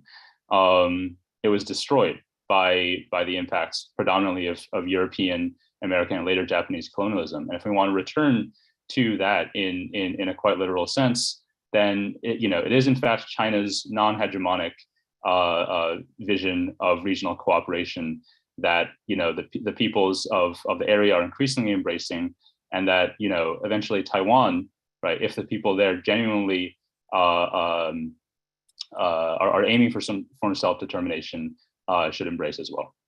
Thank you. Thanks so much, Charles. That was a superb presentation from the Chow Collective. We're really impressed. And everybody wants your slides, and we're even talking about perhaps producing a transcript. So hopefully we can incorporate these amazing pictures in our presentation. And you also remind us, of course, that since the days of the open door policy, openness has always meant openness to the corporations and capitalists of the West. So thanks very much for that. Our next speaker is Ben Norton. Ben, as most of you know, is a very well-known journalist, and he runs the website called Multipolarista. So please go ahead, Ben. Thanks for having me. It's always a pleasure being here. I do have to say that the Chow Collective's presentation by Charles was amazing and covered some of similar points that I'm going to raise in my presentation. But what's good is I think they'll be complementary to each other, and hopefully I won't be too repetitive. I want to emphasize the US military strategy to try to contain China, in scare quotes. What we're talking about is not just containment. We're actually talking about rollback. And this is a misunderstanding that goes back to the history of the first Cold War. The narrative taught in US schools is that Washington's strategy was containment, to contain communism and socialism. In fact, if you go back to NSC 68, the National Security Council memo that was published in 1950, it actually shows the US strategy was not containment, it was rollback, that is to say regime change. Containment is the nicer sounding policy. The US says we need to contain communism. The reality, as we all know, is that the US government, using the CIA, using the Pentagon, using economic means, was waging war on socialism around the world. And that didn't mean containing it. It meant overthrowing socialism anywhere that it could. And today we see a similar policy aimed toward the People's Republic of China. It's not simply one of containment, trying to contain China economically, politically, and militarily. It also is threatening China militarily, economically, and politically. Today, I'm going to focus a bit about the military threats that the United States has been waging against China. To understand this, we should go back to the 2018 National Defense Strategy that was published by the Pentagon. This was the first national defense strategy published in a decade, and it made it very clear that the so-called war on terror, that era was over, and the new era is the new Cold War, the second Cold War. This national defense strategy, published then by James Mattis, who was the defense secretary, said very clearly that the top so-called threats to US national security are China and Russia. In the first tier, below them were Iran, the DPRK, Venezuela, and below them in the third tier is so-called non-state terrorism, going back to this rhetoric of the war on terror. We've seen other statements and documents released since then that confirm further that the US military and NATO see China and Russia as their main so-called threats. For instance, after the Madrid summit held this June by NATO, the US-led imperialist military alliance, there was the adoption of the first defense strategy in a decade for NATO, which they called the 2022 strategic concept. It's very similar to the Pentagon's national defense strategy. In fact, they even use some of the same language. It's very clear the Pentagon played a leading role in authoring the NATO defense strategy, the so-called strategic concept, which is the first one adopted since 2010 in 12 years. This 2022 strategic concept declares that Russia is the top threat, referring to Russia as a threat to NATO. And then it refers to China as a strategic competitor and an authoritarian regime, and says that China threatens the so-called rules-based order, of course, in which Washington makes the rules and orders everyone around, and makes it clear that NATO considers Russia and China, given their strategic partnership, to be a bloc, and that NATO considers them to be the main so-called threat to the US-led military alliance. So I wanted to provide that background context in order to understand a few plans that have been leaked from the Pentagon that I think are very instructive to understand the US empire strategy to, again, not only to contain China, but to roll back, that is to try to overthrow the Chinese government and to use offensive military means in order to achieve that.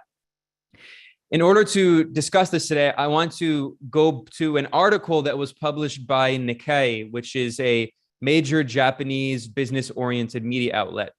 And Nikkei published an article in 2021 that disclosed plans that the Pentagon made to spend $27.4 billion over the next 6 years. So this was in 2021. So this would be between 2021 and 2027, in order to put intermediate range ballistic missile systems aimed toward China on the first island chain.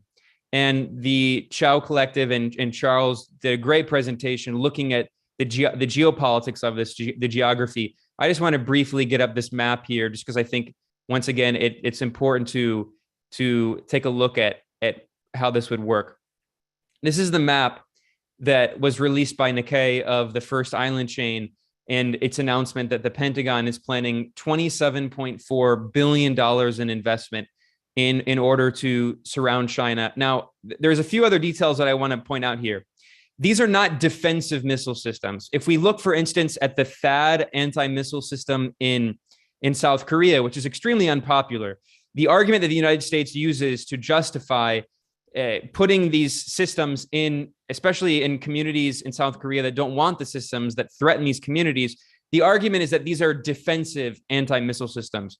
That's in South Korea. That is completely different from what we're talking about here. We're talking about offensive missile systems that the Pentagon plans to put on the first island chain aimed at China. And I'm just going to read a few quotes here from this study, this article published by Nikkei. It found that the U.S. Indo-Pacific Command, which is the military branch overseeing this, published a report that outlines its strategy for a so-called Pacific Deterrence Initiative. And Nikkei pointed out that in this 6-year investment plan submitted to Congress, the U.S. military's Indo-Pacific Command made it clear that ground-based weapons will be crucial in breaking through China's defense systems. So I need to stress that again. This is explicitly offensive. It is about breaking through China's defensive systems. The article pointed out that it cited the U.S. military proposal. So this is from the language of the Pentagon. It said, quote, "Without a valid and convincing conventional deterrent, China is emboldened to take action in the region and globally to supplant U.S. interests. note that they don't even make the pretense. The Pentagon doesn't make the pretense in this report that China is threatening U.S. national security. Instead, they say that China is supplanting U.S. interests, which means U.S. hegemony, of course.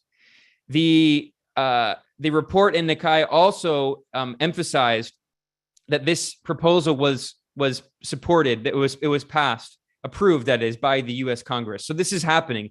There hasn't been a lot of reporting on this, but again, we're talking about $27.4 billion. And this leads me to another part of my presentation here. So these are the plans that the Pentagon has. Now, I should point out that there is kind of one small issue here. The U.S. has actually been unable to pressure its so-called allies to agree to installing these intermediate range ballistic missile systems. Now, another key element of this is we need to understand how this is also related to the U.S. new Cold War on Russia, and how the Donald Trump administration in 2019 unilaterally withdrew from the INF, that is the Intermediate Range Nuclear Forces Treaty. Now, there was a little reporting on this at the time in 2019, and some Democrats, for the first time, were willing to criticize these very aggressive hawkish policies toward Russia, only because Donald Trump was president. Now, the Biden administration, of course, has not renegotiated the INF treaty. So what does that mean? That means that Washington can now deploy ground-based missile systems, including intermediate-range ballistic missiles, with ranges between 500 and 5,500 kilometers. So the only reason that the U.S. can now do this in the first island chain is precisely because the Donald Trump administration tore up that INF treaty. And of course, it was John Bolton, his neoconservative national security advisor, who was one of the main forces behind that. And the way that was presented at the time is something that could potentially lead to a hot war with Russia. We now see with the proxy war between NATO and Russia and Ukraine, it's a very dangerous situation. But also, Trump leaving unilaterally the INF treaty had serious consequences for the U.S. strategy toward China, which is precisely what allows this offensive strategy toward China. And concluding here, I want to look at a study that was published by the RAND Corporation. And, you know, there was a fake RAND Corporation study that was leaked about alleged U.S. plans to destroy Germany's economy. Now, I don't doubt that the U.S. it does have plans to destroy Germany's economy, but that actually was not a real RAND Corporation report. I want to emphasize this is a real RAND Corporation report that is on the RAND Corporation website. It's easy to find. It was published this year, 2022, and it's titled Ground-Based Intermediate Range Missiles in the Indo-Pacific, Assessing the Position of U.S. Allies. So while I was talking about the Pentagon's plans that were approved by Congress to spend $27.4 billion to surround China with an offensive intermediate range ballistic missile system, we should point out that the U.S. allies in the region actually are not fully comfortable with the strategy, largely because they understand that if they were to host these missiles, that would make them targets of China's systems if a war were to break out between the United States and China, potentially over Taiwan. We see, of course, the United States repeatedly threatening China over Taiwan, which of course is part of China. And Biden, in his speech at the United Nations, he claimed to still support the one China policy. Of course, we know that's very hypocritical language. It's part of this U.S. concept of strategic ambiguity, where you say one thing and do another. But the point is that Biden has repeatedly threatened China, saying that the U.S. would militarily intervene in a conflict over Taiwan in order to support separatist forces in Taiwan. What that means is it could lead to a broader regional war in the Pacific. And we now see that other countries in the region are very wary of this, because they understand that means they could be bombed by China. So briefly here, I want to just look at a few quotes from this RAND Corporation study, which looked at the 5 treaty allies of the United States in the Pacific region, which include Australia, Japan, the Philippines, South Korea, and Thailand. The RAND Corporation study lamentably concluded that, quote, finding an ally willing to host GBIRMs, that stands for ground-based intermediate range missiles, is more challenging than finding allies willing to host other types of U.S. military forces, such as air bases. They say, quote, there are several reasons why U.S. allies could deny access to and use of their territories including fears that hosting such systems could intensify a regional arms race with China and risk the deployment of being seen as provocative, sparking harsh reactions from Beijing, as well as fears of entrapment in a conflict between the United States and China that does not directly involve the ally. So given the reality of these limitations, that Australia, Japan, the Philippines, South Korea, and Thailand are not really gung-ho about installing these offensive U.S. missile systems aimed directly at China.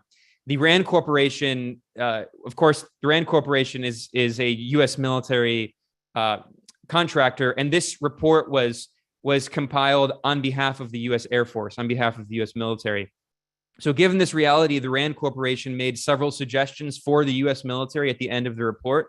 And they say that other potential options could be deploying ground-based intermediate range missile systems instead on Guam, of course, which is a U.S. colony in the Pacific.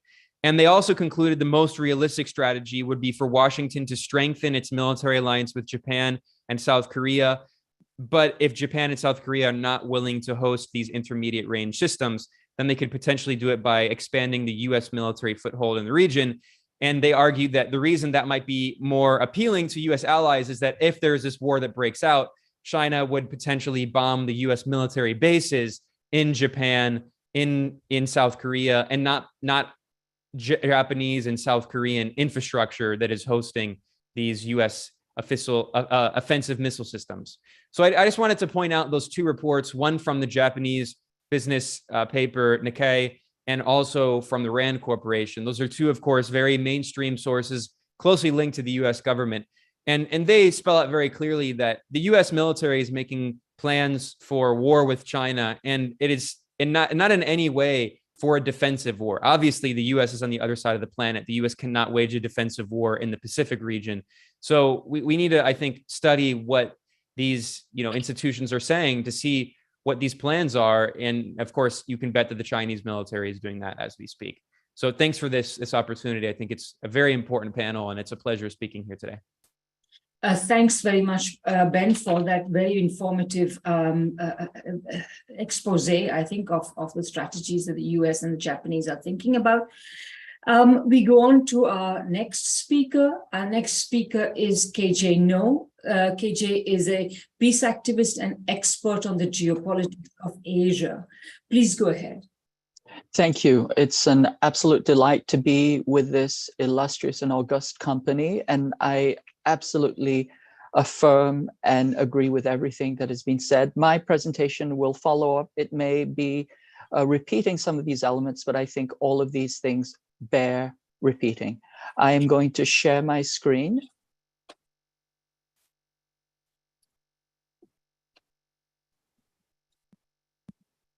Are you able to do that, KJ? Yes. Yes. Yeah, that's great. Okay. So I'd like to talk about the US encirclement of China and also pinpoint a little bit of South Korea's function in this. But before I do that, I want to point out that language really matters. The US is already at war with China, and it's being waged as hybrid warfare, or more specifically, information warfare. And a key dimension of this hybrid information warfare is language. So the first thing I want to point out is there's this thing called the fire hose of falsehoods, according to the RAND Corporation, and it talks about a propaganda model that it attributes to Russia, but it's actually what the United States itself is doing. This is psychological projection, as others have pointed out. So the key point is that before soldiers go to war, the language goes to war. And one of the things that's important to note is the US holds the field, and that is the fact that it's a legacy of imperial privilege, that we have to wage this contest of language largely even in this current moment within the English language. So there are key words that are being weaponized and used in this war of propaganda. But I want to go over some of them. Some have already been mentioned. One is the rules-based international order. This is a euphemism for US hegemonic power. There is the word threat, that is a euphemism for a country that does not subordinate itself to US hegemony. There is the term autocratic, which is a label which is used against any country that is not submissive to the United States. The counterposing term is democratic, which the US labels approvingly on subservient capitalist client states. There's the term anti-access area denial, which is simply a trumped-up military jargon for coastal defense or littoral defense or area defense. And the US considers China's defensive capacities, its A2AD capacities, as an existential threat to US forces and the freedom of navigation.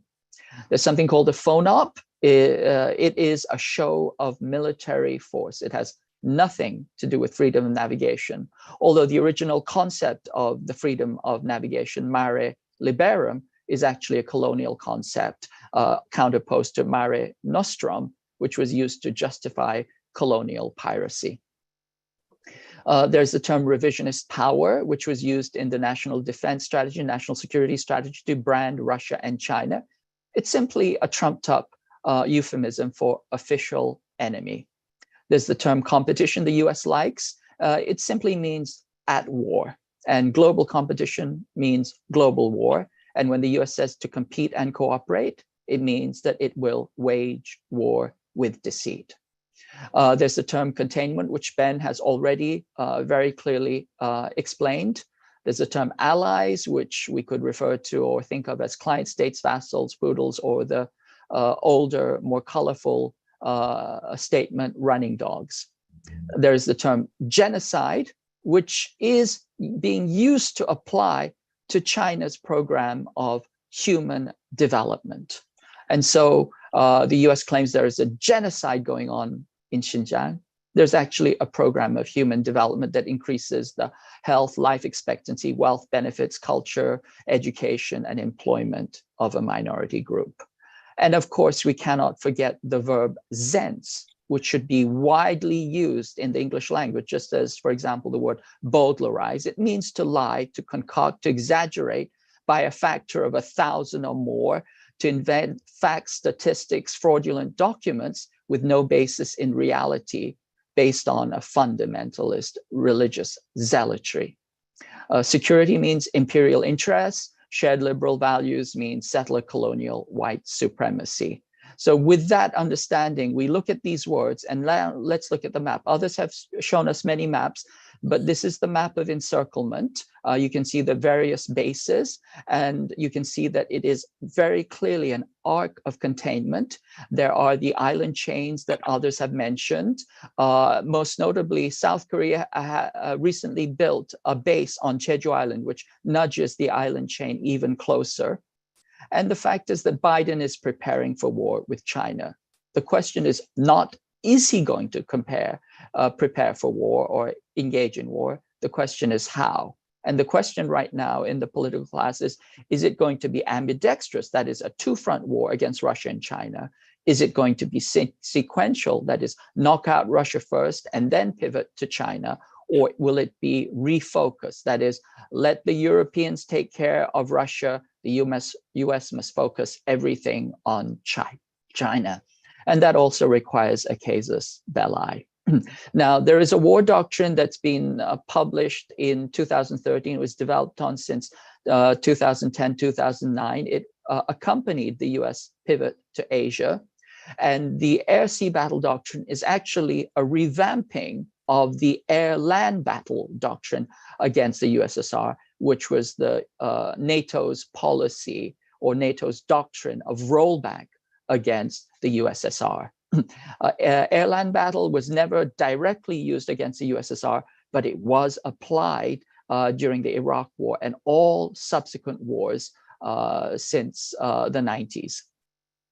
There's something called the third offset, which the US is working on, and it involves long-range standoff fires, which Ben has explained in detail, but it also involves autonomous warfare, subsurface warfare, dispersion swarming, and full-spectrum warfare across the entire spectrum. Just to go over the offsets, the first offset is mass, that is nuclear weapons, a bigger weapon against a conventional force. If you have a bigger weapon, more massive weapons, you can destroy the conventional force. The second offset when both sides had massed nuclear weapons was the second offset. The second offset was precision, that is precision cruise missiles that can knock out your enemy's massed weapons.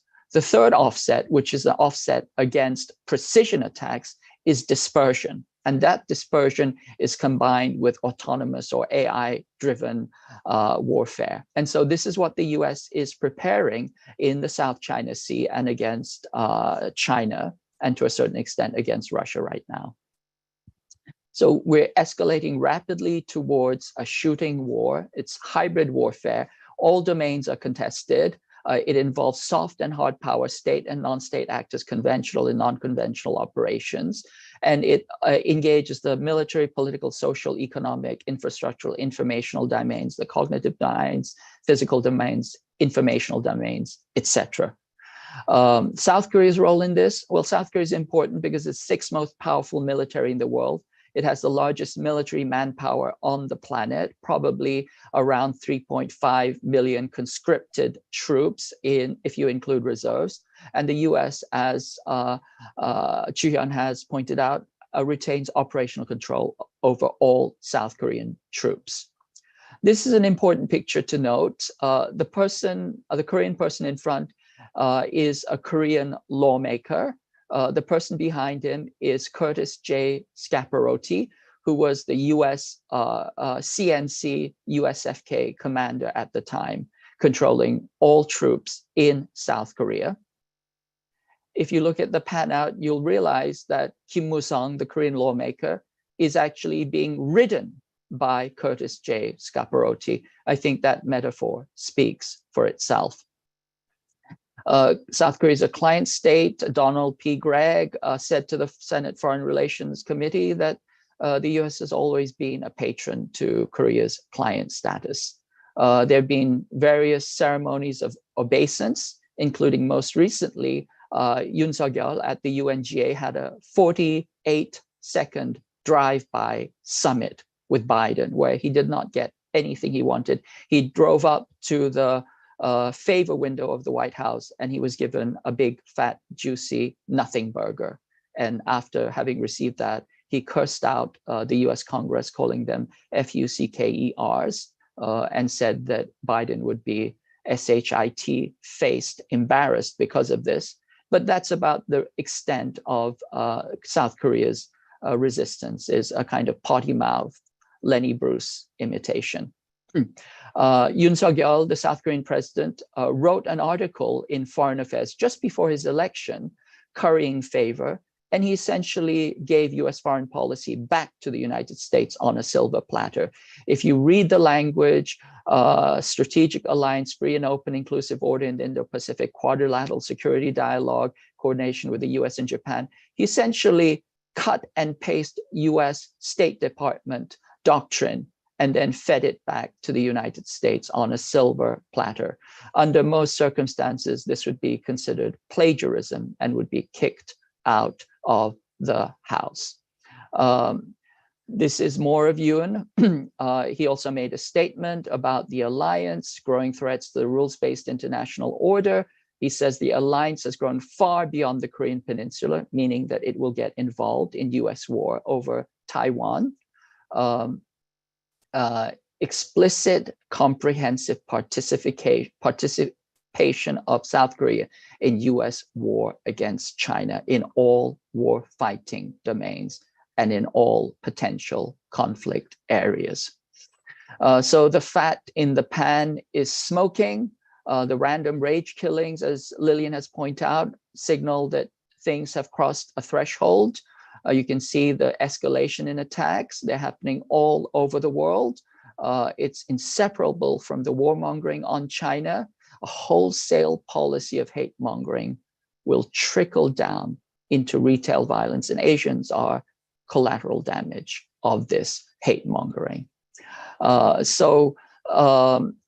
would the United States fight China. It is certainly a hybrid war. It involves economic war, tech war, fiscal warfare, legal warfare, diplomatic warfare, military brinksmanship, civil subversion, academic warfare. And we also have to ask ourselves the question, well, what is all of this about? Why is the US at war with China? Of course, we can go back to Martin Luther King's three evils: militarism, empire, materialism, capitalism, and racism, of course. And we can also track the development of this from the Defense Planning Guidance document to the current Biden Indo-Pacific strategy. But if we want to name some of the people, we can name Andrew Marshall, who was the model for Dr. Strangelove. He cultivated essentially what we call the neocons. He was obsessed with military supremacy against the Soviet Union and then against China. These are some of his proteges: Wolfowitz, Cheney, Cohen, Pillsbury, Richard Pearl. And also these combined with the Blue Team members, such as Robert Kagan, Nancy Pelosi, Peter Navarro, etc. They're a known group of people. Andrew Krapinovich was the person who drafted Air-Sea Battle. Frank Gaffney was the person who stated that there was no hope of coexistence with China.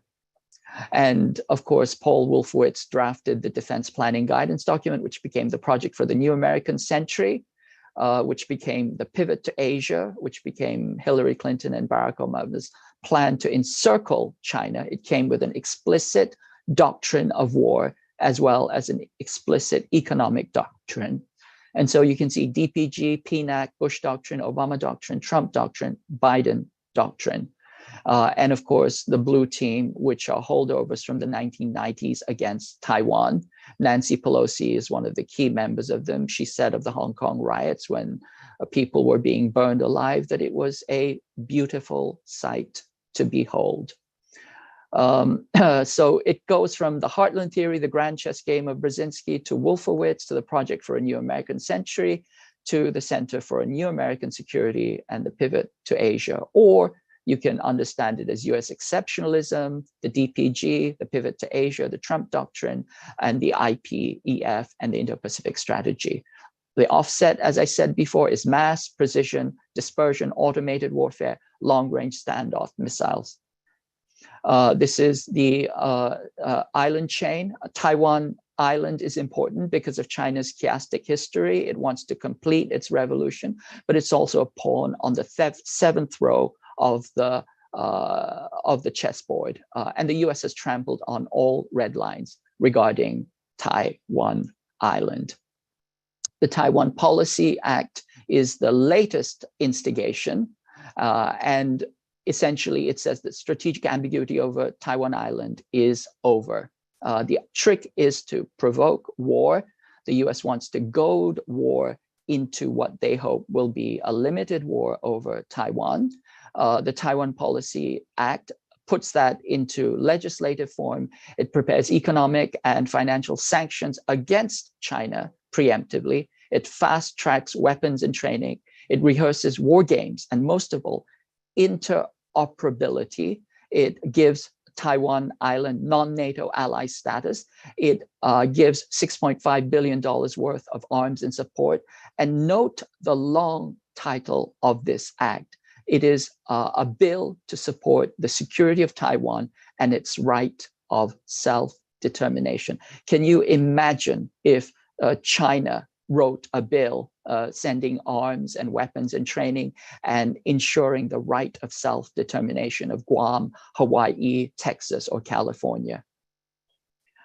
So these are cruel, clear, undeniable departures from the status quo and the one China principle. They want to destabilize China, set back the country. They want to push China into a limited war over Taiwan. The Strategy of Denial is a book written by Elbridge Colby, who was one of the key authors of the US National Defense Strategy. He says, escalating Taiwan tensions into a conflict gives the US a chance at winning, unlike a Cold War arms race, which the US would lose hands down. That China must be provoked into initiating the aggression so that it looks as the aggressor. Part of this is the Japan-Korea-US trilateral alliance. The US needs Japan and Korea to do the heavy lifting in the Northeast Asia. I refer to it as JACUS, similar to AUKUS. It's a shotgun wedding because China, Japan, and Korea have actually, apart from their colonial legacy, they have serious conflicts with each other, largely the comfort women, the enslavement, and the colonial history. This is a picture of the Empress Myeongsong, who the Japanese killed as they were colonizing Korea. They actually went into the imperial palace, gang raped her, set her on fire while she was alive. The pivot to Asia is all about encirclement. Yoon says that he wants to be part of this pivot. We can understand the pivot as, if we look at a topologist map of the world, which only shows connections, we can see that the top 3/4 is the Eurasian continent, which can be connected by land through rail. It becomes a solid force. The bottom 4th is the Americas. Oxford geographer Halford Mackinder referred to this as the heartland theory. He said, who rules Eurasia commands the heartland, who rules the heartland commands the destiny of the planet. This was taken in by Brzezinski and then adopted by Paul Wolfowitz, and then incorporated into the pivot to Asia. If you look at the Shanghai Cooperative Organization, you can see that it is exactly the total coverage of the Eurasian continent as Halford Mackinder conceived it. There is a little white spot there, that's the Caspian Sea. This is the Belt and Road. China is considered to be an existential threat to rules-based order, etc., what have you. There's constant public threat invasion. It's a threat to the global order, despite the fact it has had the most peaceful rise of any great power in world history. As I said, China is not a threat. It's not a threat to your freedom. It's not a nuclear threat. It's not a threat to your lifestyle. It's certainly not a threat to Hillary Clinton's grandchildren, as she seems to think it is. But it is an economic threat. Multipolarity is a threat. Choice is a threat. It's an ideological threat like Cuba, Haiti, Venezuela, North Korea, Nicaragua, and China itself. It's a threat to the Western capitalist system, which is built— You could wrap up soon. Yes, very rapidly, which is built on extraction. It's a threat to geostrategic. The US wants to take down China. It's a threat the way that Tamar Rice was a threat to the police. It's a threat the way that the My Lai babies were a threat to Paul Medlow when he massacred them in the ditch. It's essentially a parasite sees a host's effort to free itself as an existential threat. And therefore, the first thing is the host must realize that it is attached to the parasite, and then it has to detach the parasite. In the case of Korea, that means return of sovereignty, OPCON, de-escalation with North Korea, and mutual security and win-win with Asian countries. We know what war on the peninsula looks like. We know what it looks like in Asia. We have to work for peace. Despair is not an option. Thank you so much. I loved your image of the parasite and the host being, the host's desire for independence being a threat to the parasite. Thank you so much, KJ. That was really also amazing. Our penultimate speaker is next.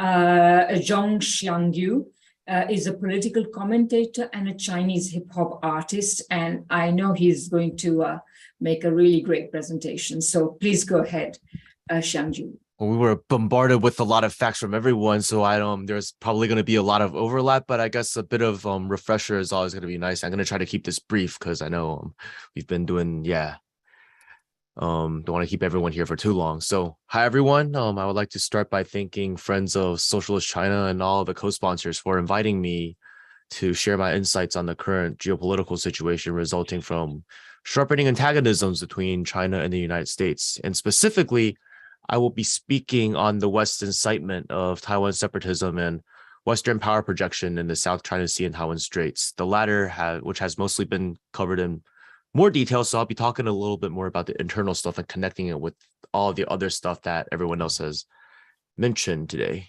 So in order to understand Taiwan separatism, we must expand our understanding of Taiwan and its many layers of contradictions at play, and how they relate to global history and geopolitics. When we look at the history of cross-strait relations, we must recognize constants and variables, and also realize that the issue of Taiwan in relation to U.S. interests actually predates the Chinese Civil War. Whereas Western power projection in the region is nothing new, Taiwan separatism as it exists today is a relatively new phenomenon. And while the Taiwan separatist movement serves U.S. imperialist interests, Taiwan has been a U.S. client for much longer than the separatist movement has existed.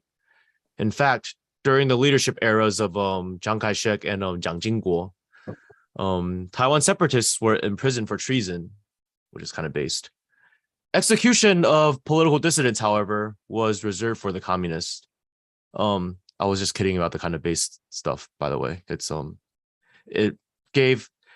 It really sowed the seeds for a lot of the stuff that's happening today. So although they were, vehemently against separatism, they did unfortunately pave the road for a lot of the stuff that's going on now. However, the incumbent party of Taiwan today is not the KMT, and today's KMT hardly resembles the KMT of Chiang Kai-shek or the Jiang Jingguo eras. From 2000 to 2008, and from 2016 until today, the incumbent party is the Democratic Progressive Party, which was formed in the 1980s and grew from the liberal opposition movement against the KMT's dictatorship. Long story short, Taiwan was returned to China in 1945 by Japan, but the Chinese government, which was the Republic of China at the time, was too busy fighting the Civil War to properly manage Taiwan.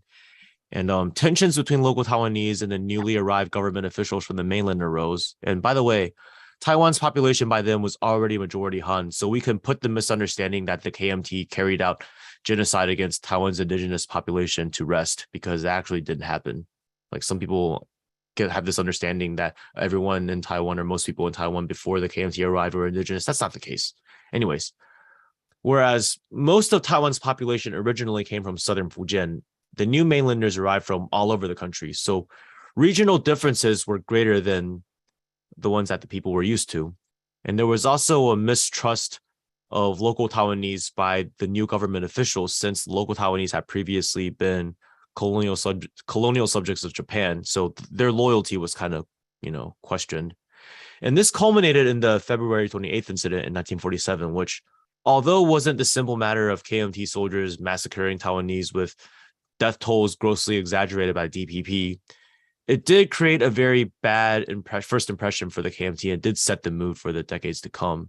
So the first National Assembly of the Republic of China was elected in 1948 in a rubber stamp election. So not really elected, but it was elected, And but then this facade of democracy was suspended with the passage of the temporary provisions against the communist rebellion. In theory, the National Assembly was elected by the people and the president was elected by the National Assembly. But because democracy was suspended, this never came to be. And following 1949, you had a situation where the highest echelons of power in Taiwan were occupied by out-of-touch elites from the mainland who ran the regime all the way up until the 1980s. And the reason why democracy was suspended was the excuse was, well, the country is in a state of disunity. Most of the country is under communist rule, so we're not going to have democracy until reunification happens. Anyways, one positive thing that Chiang Kai-shek did do once he arrived in Taiwan was carry out land reform. Whereas he was beholden to the landed aristocracy on the mainland, he did not have such restrictions in Taiwan. So he also realized that land reform was necessary to build up Taiwan's economy and prevent what happened to him on the mainland. And this, of course, angered Taiwan's landed aristocracy, who enjoyed a certain level of political privileges as collaborators during the era of Japanese colonization. They understandably grew to resent the KMT, for reasons other than, communists being persecuted. This was a little bit more selfish, I would say. They grew to resent the KMT, and by extension, the people who came from the mainland in the 1940s and 50s. And you'll find that when the liberal opposition movement against the KMT came to be in the 1970s and 80s, many in the movement who later climbed the ranks of the DPP came from such families. So there is this sort of class dynamic, and this kind of answers why a lot of them are pretty pro-Japan, because back then when they had more privileges during the Japanese colonial era, they were pretty much co-opted, whereas the KMT just kind of sidelined them. Interestingly, one of the forefathers of the Taiwan separatist movement stated that he views Chiang Kai-shek's land reforms as the true beginning of the separatist movement, which, I guess it gives us a hint as to the class characteristics. Note that at its genesis, the Taiwan separatist movement was not really about the CPC or anything like that. It was about replacing the so-called Republic of China with an independent Taiwanese republic whose government was democratically elected by people who better represent the people on Taiwan. So it's very curious how the separatist movement continues to exist today, while despite the fact that the so-called ROC still governs Taiwan, the governing body is no longer made up of out-of-touch elites from the mainland and is run by people who live most or all of their lives in Taiwan and are elected by the people. So, yeah, it's curious how this movement that was opposed to the KMT was not, and still is not, opposed to the government that enabled the KMT to survive on Taiwan. And it should show you the true forces at play. After a period of considering the abandonment of Chiang Kai-shek by the U.S., support was renewed in 1950 when the Korean War happened, with the 7th Fleet moving into the Taiwan Strait. And as previously stated, Chiang Kai-shek was an opponent of Taiwan separatism. So is the U.S. really a supporter of Taiwan separatism, or is it favorable of whatever is convenient for its hegemonic interests? It just so happens that Taiwan separatism as an ideology happens to be the slogan and vessel useful for maintaining U.S. Hegemonic interests in Taiwan and in the region. So what people need to understand is the U.S. does not care whether or not Taiwan should be a separate country, having supported anti-separatists as well as separatists. So what does it really care about? Well, following the end of World War II, the U.S. had plans for Chiang Kai-shek to oversee a China that was a junior partner of U.S. imperialism, but because of his defeat by the communists, that role ultimately went to Japan. By February of 1949, the U.S. already saw the writing on the wall. They knew that Chiang Kai-shek was, not gonna maintain the mainland much longer, and a faction of the U.S. ruling class thought about separating Taiwan from mainland China.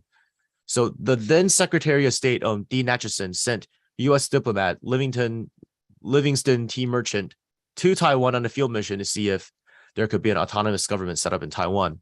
He met up with the governor of Taiwan province, Chen Cheng, and propositioned him to create the provisional government, to separate the provincial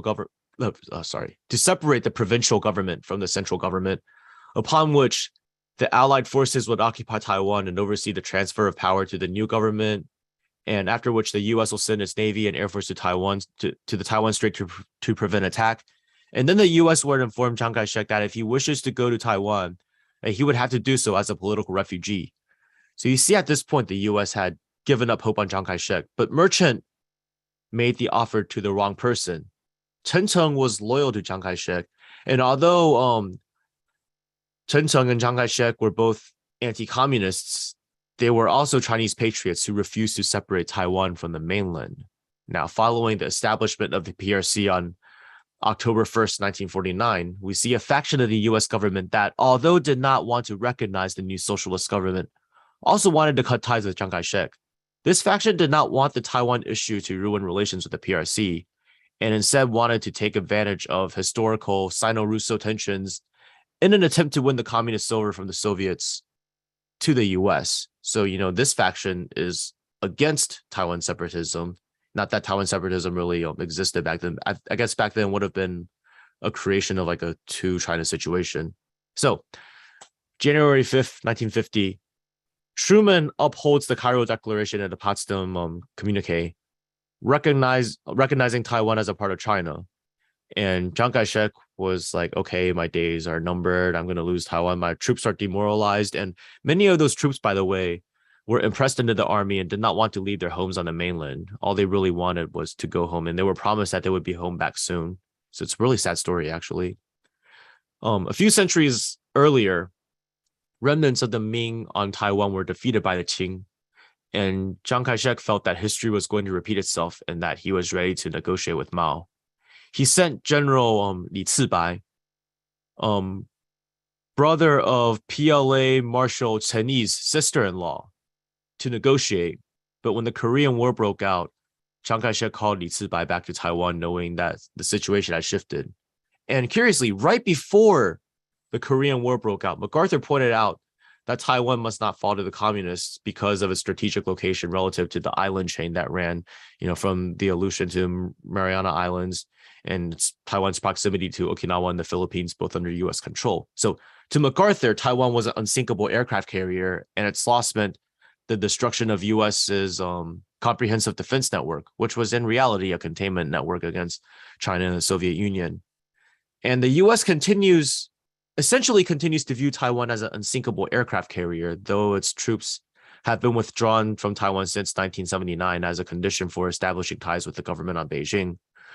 We saw during the Vietnam War how Taiwan and Hong Kong were popular R&R stops for U.S. military personnel, and how mainland China could do nothing about U.S. maneuvers in the South China Sea except protest. China, however, without entering war with the U.S., has changed the situation drastically over the last few decades with its rising power and its diplomacy.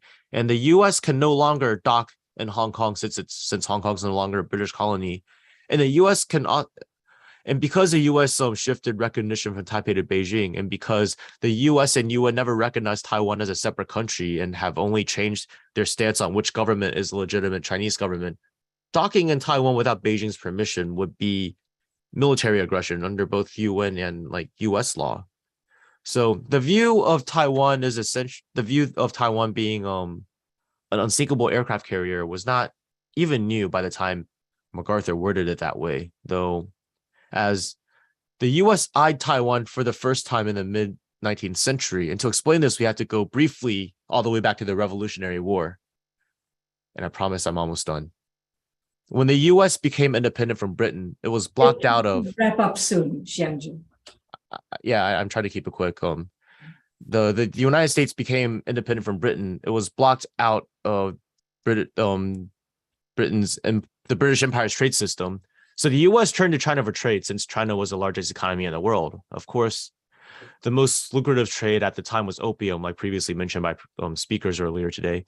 So the U.S. joined this trade, and when Britain forced trade privileges from China, the U.S. also benefited. It gained access to its treaty ports and all that. But that wasn't enough for the U.S. though. So the U.S. sent Commodore Matthew Perry to try and force open Japan and Ryukyu. And it was then that he realized Taiwan's strategic location between mainland China and Japan and proposed the occupation of Taiwan and the establishment of a coaling station for the U.S. Navy.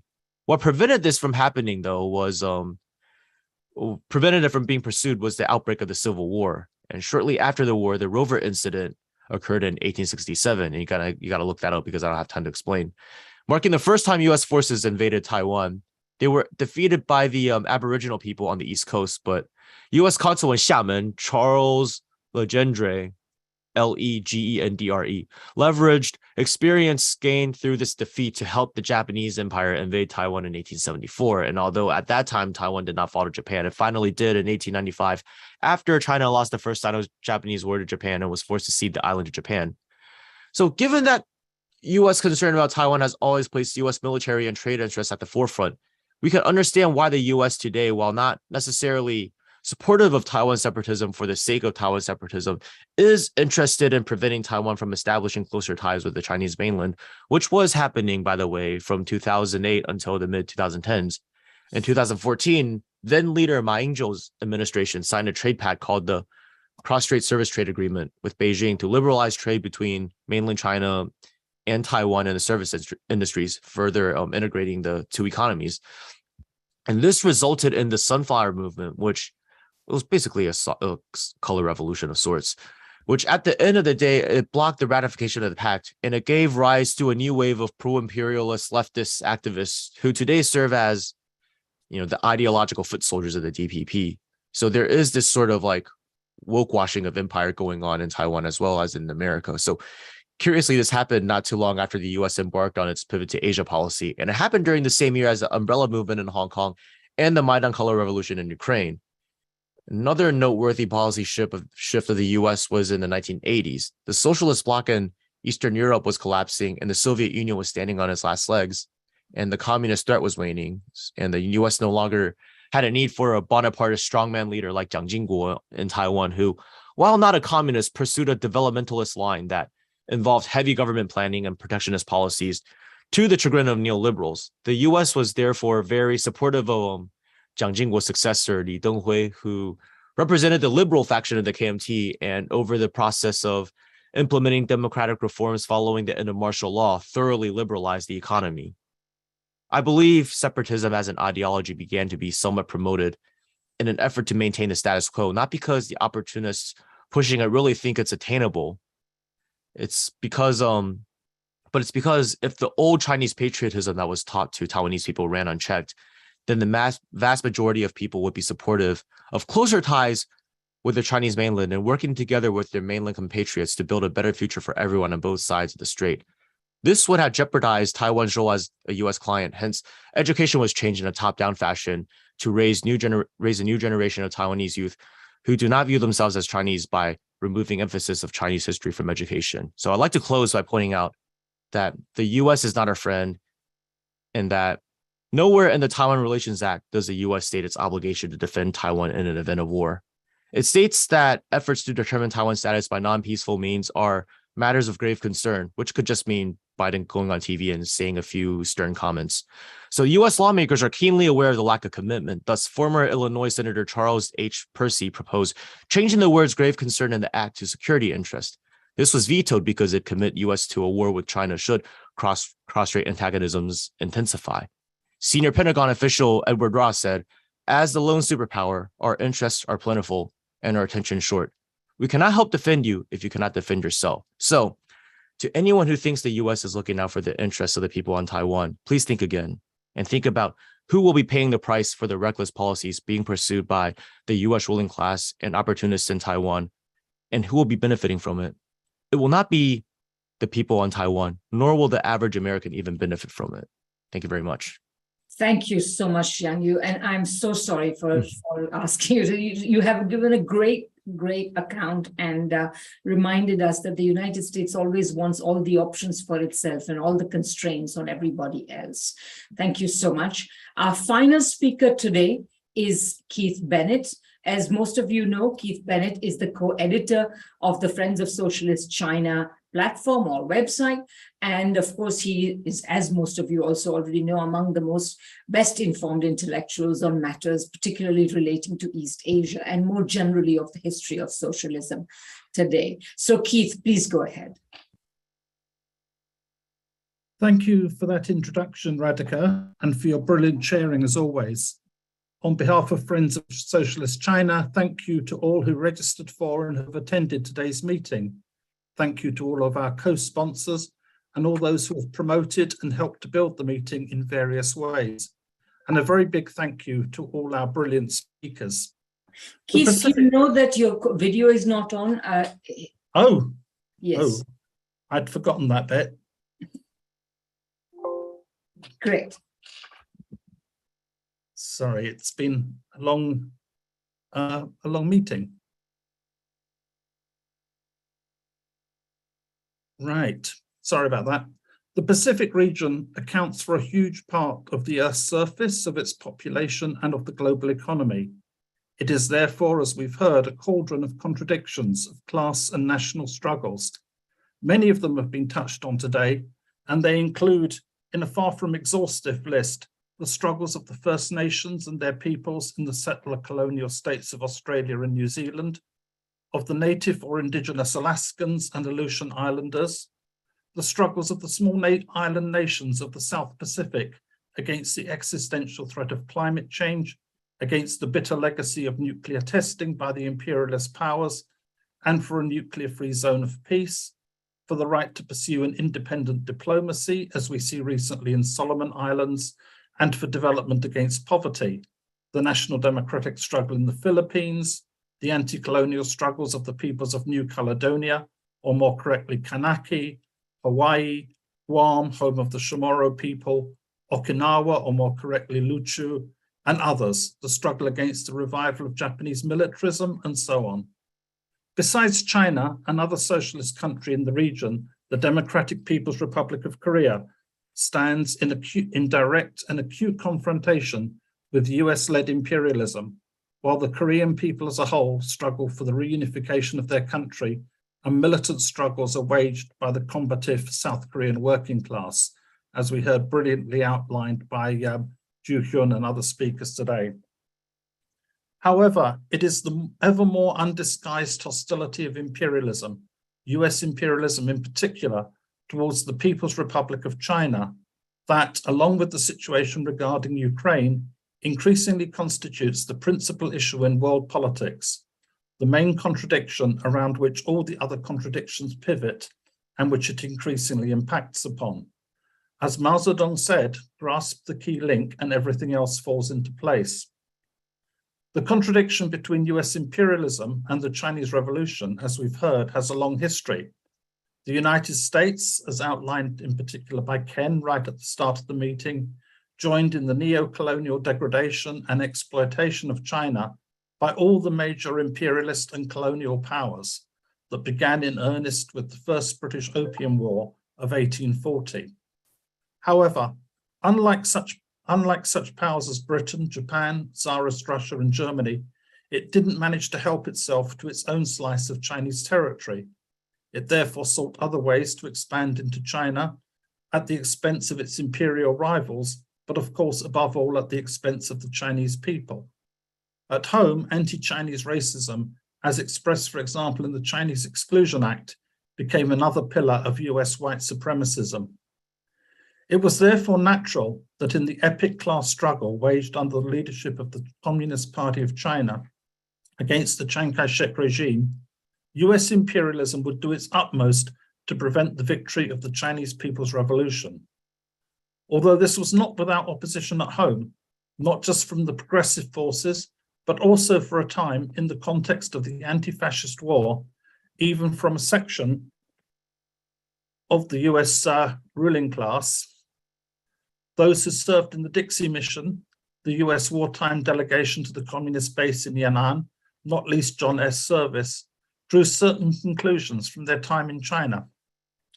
That Chiang Kai-shek's regime was excessively brutal and hopelessly corrupt, that the communists were clean and honest and had the people's support, that they were not simply so-called puppets of Moscow.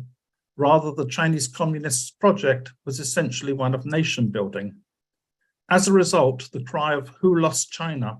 became one of the key building blocks of the McCarthy era, the period of white terror in the US, not only against communism, but also against anyone or anything even mildly progressive.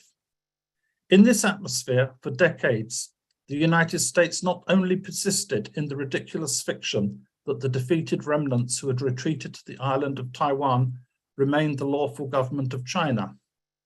From China's entry into the Korean War in October 1950, the US placed a total embargo and blockade on the People's Republic.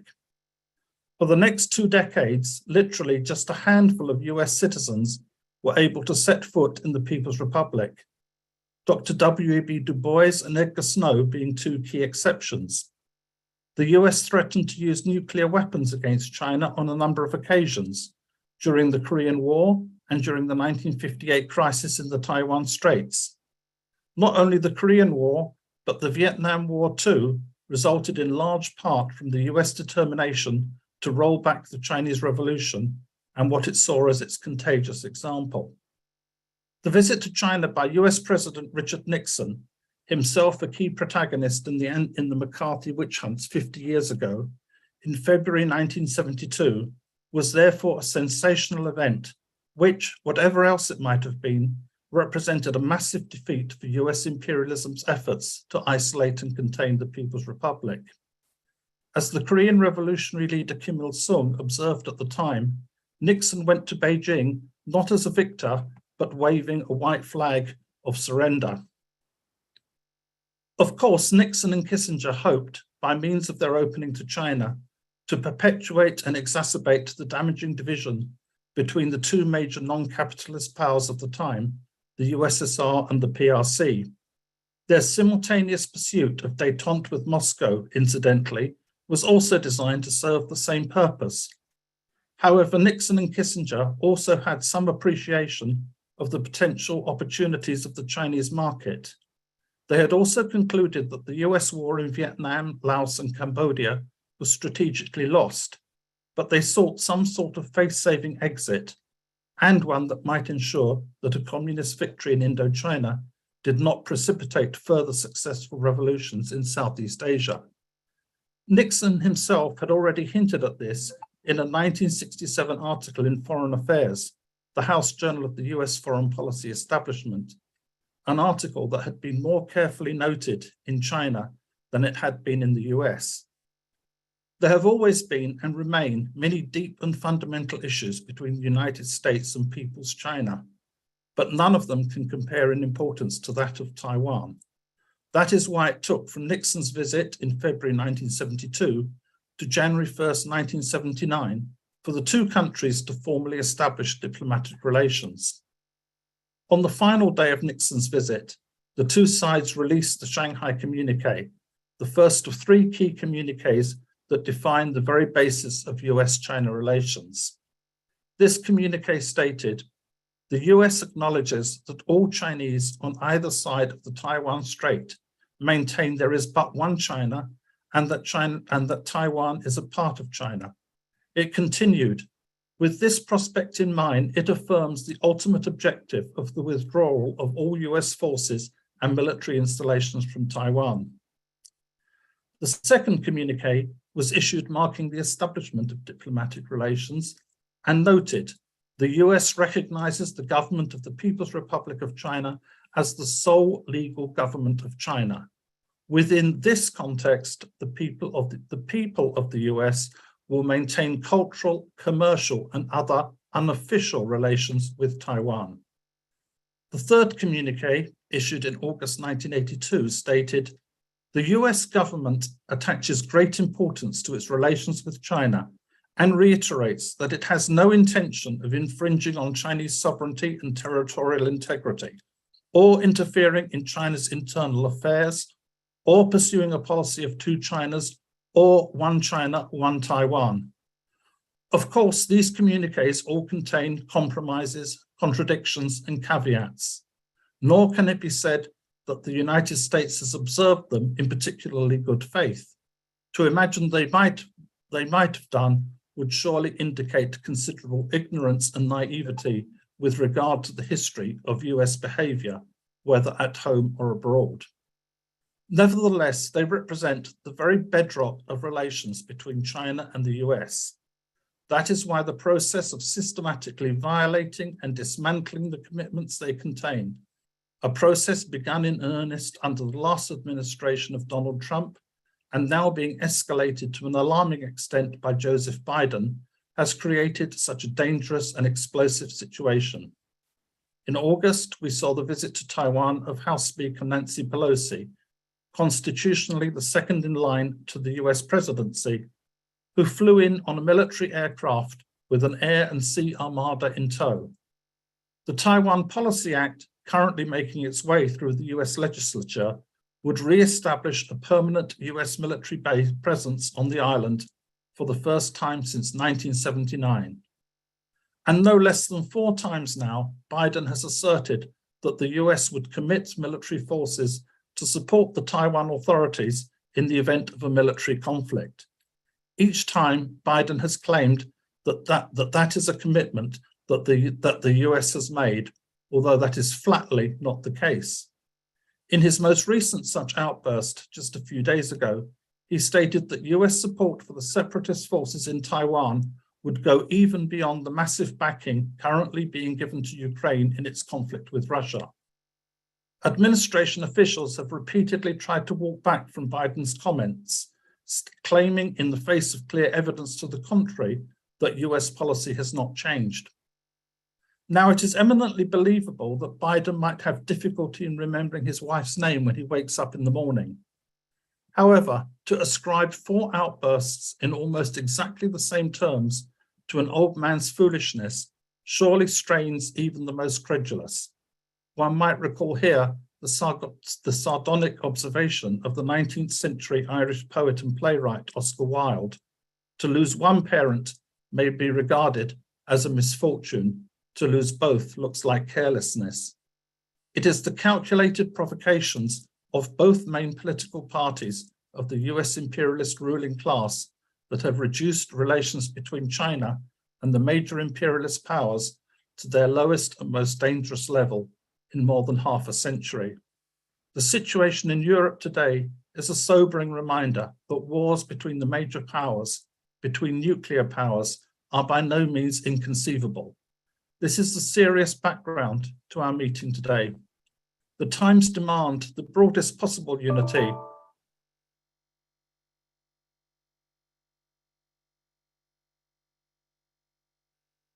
Oh dear, I think it looks as though Keith's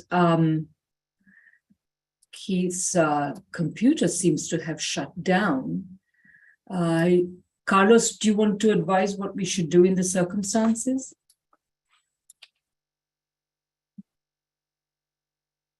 Yes, it does indeed look like Keith has left the meeting unceremoniously.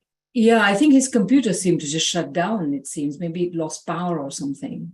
Well, it sounds like he was getting towards the end of his speech. So I suggest, if you don't mind, let's draw the meeting to a close.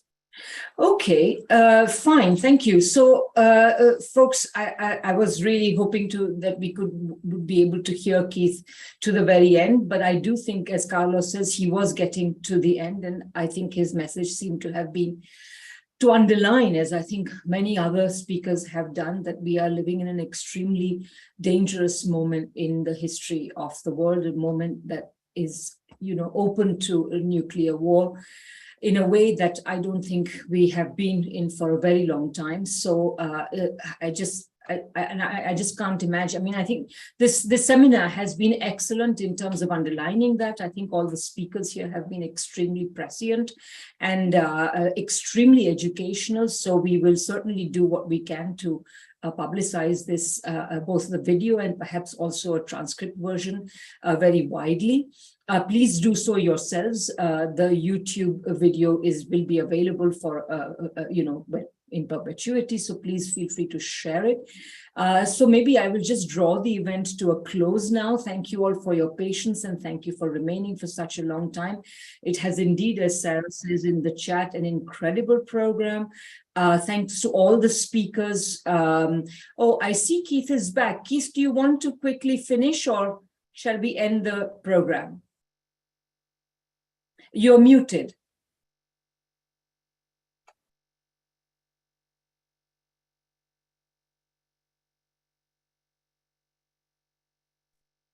Sorry about the battery on my PC failed. I'm really sorry. I thought. So do you want to just take a couple of minutes to finish? Yeah, it was just literally the last paragraph. I'm so sorry about this. Just to say that the times demand the broadest possible unity between all those who, irrespective of their ideology, beliefs, or views on other matters, recognize that a conflict between China and the United States will be a catastrophe for the whole of humanity. That if we are to avoid climate catastrophe and tackle other such existential threats to humanity as pandemics, we need to pursue cooperation, not confrontation. Friends of Socialist China thanks you again for your support and looks forward to working with you in pursuit of these objectives. Thank you very much, and I'm really sorry about those technical issues at the end of a long meeting. No worries. Thank you very much, Keith, and thanks to all the speakers. Thanks to the wonderful audience who has been so patient.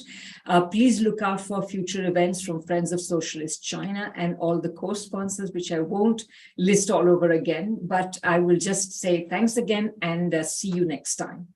Bye-bye.